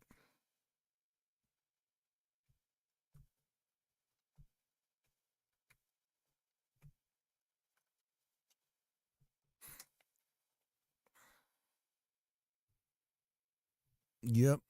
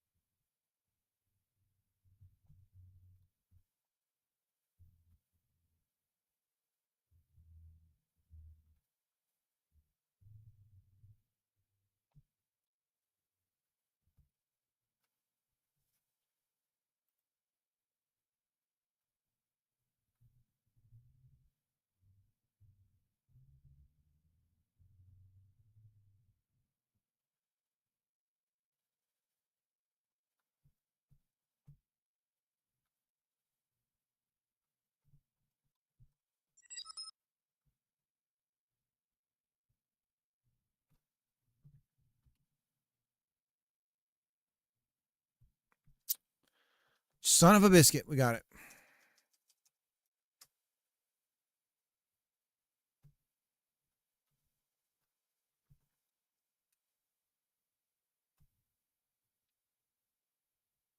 Okay. There was like two bugs there. Okay.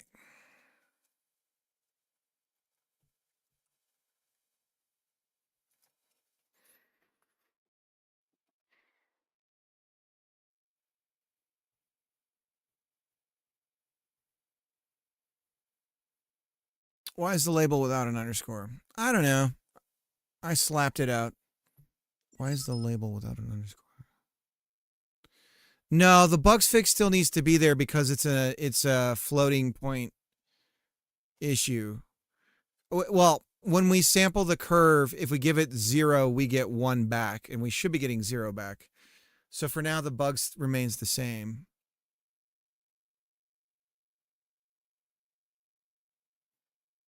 So what we could compare to is 1 on ingot temperature.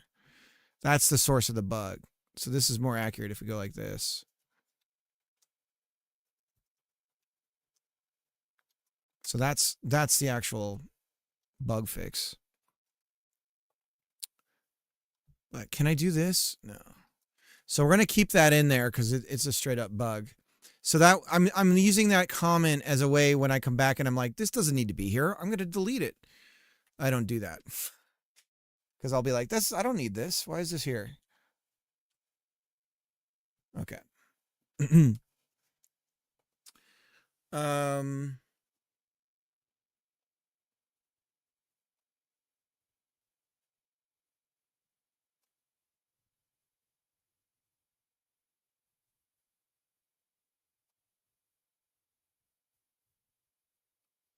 Well, whenever my wife gets here, I'm going to call it, boys. Ladies and gents. But we're at a good stopping point here. Tink UI.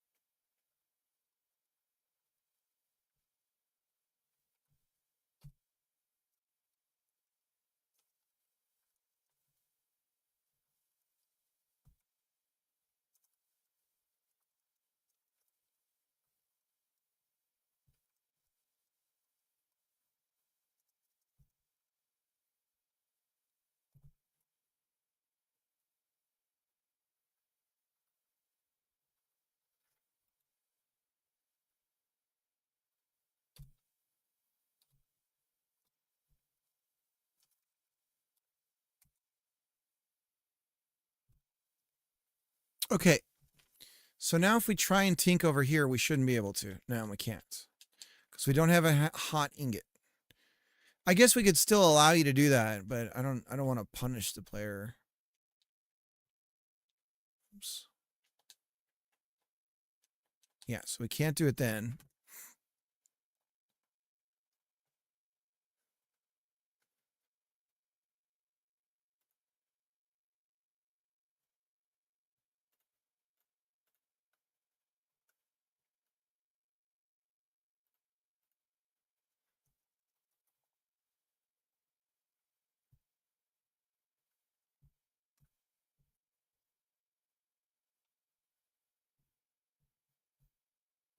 So we have that fix we need to do on the oven temp as well.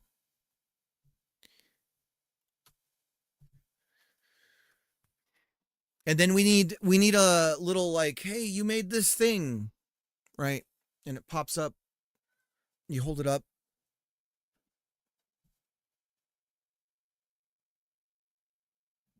All right, my kids are here, everybody. Much love. We're going to raid out 4 hours. Good stream.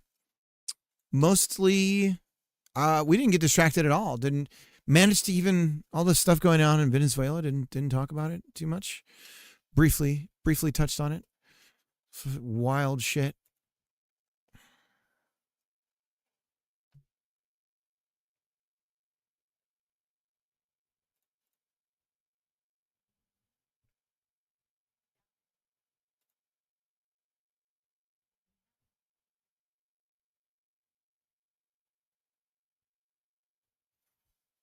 Who are we going to raid?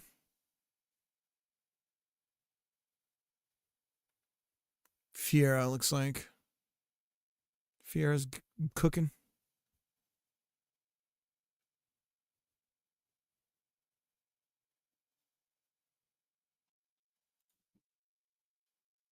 Oh, you want to put the heavier items on the bottom. I will miss you, Cricket. I'll miss you too, Pagorli. Raid Shadow Legends. Hey. Oh, what do you want to show me? You want to show everybody else too? What do you got?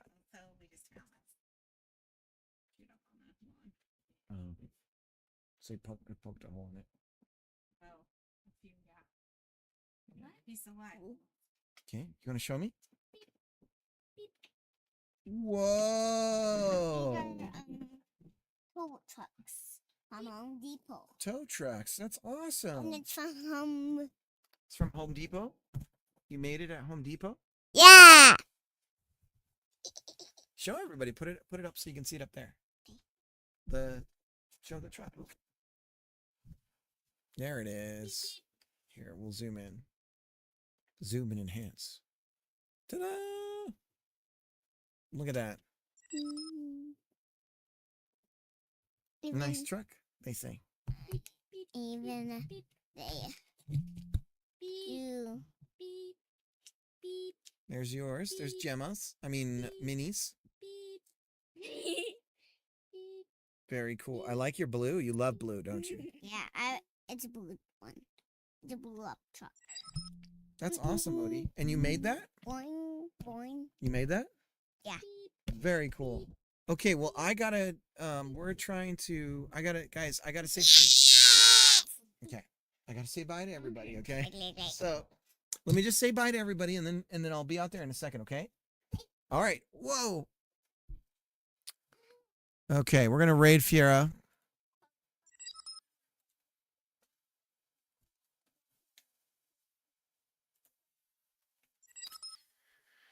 Well, everything went a lot slower today. We didn't, the progress of like, dude, why every time I type, it just goes away? This mouse is so sensitive. Sorry. Okay.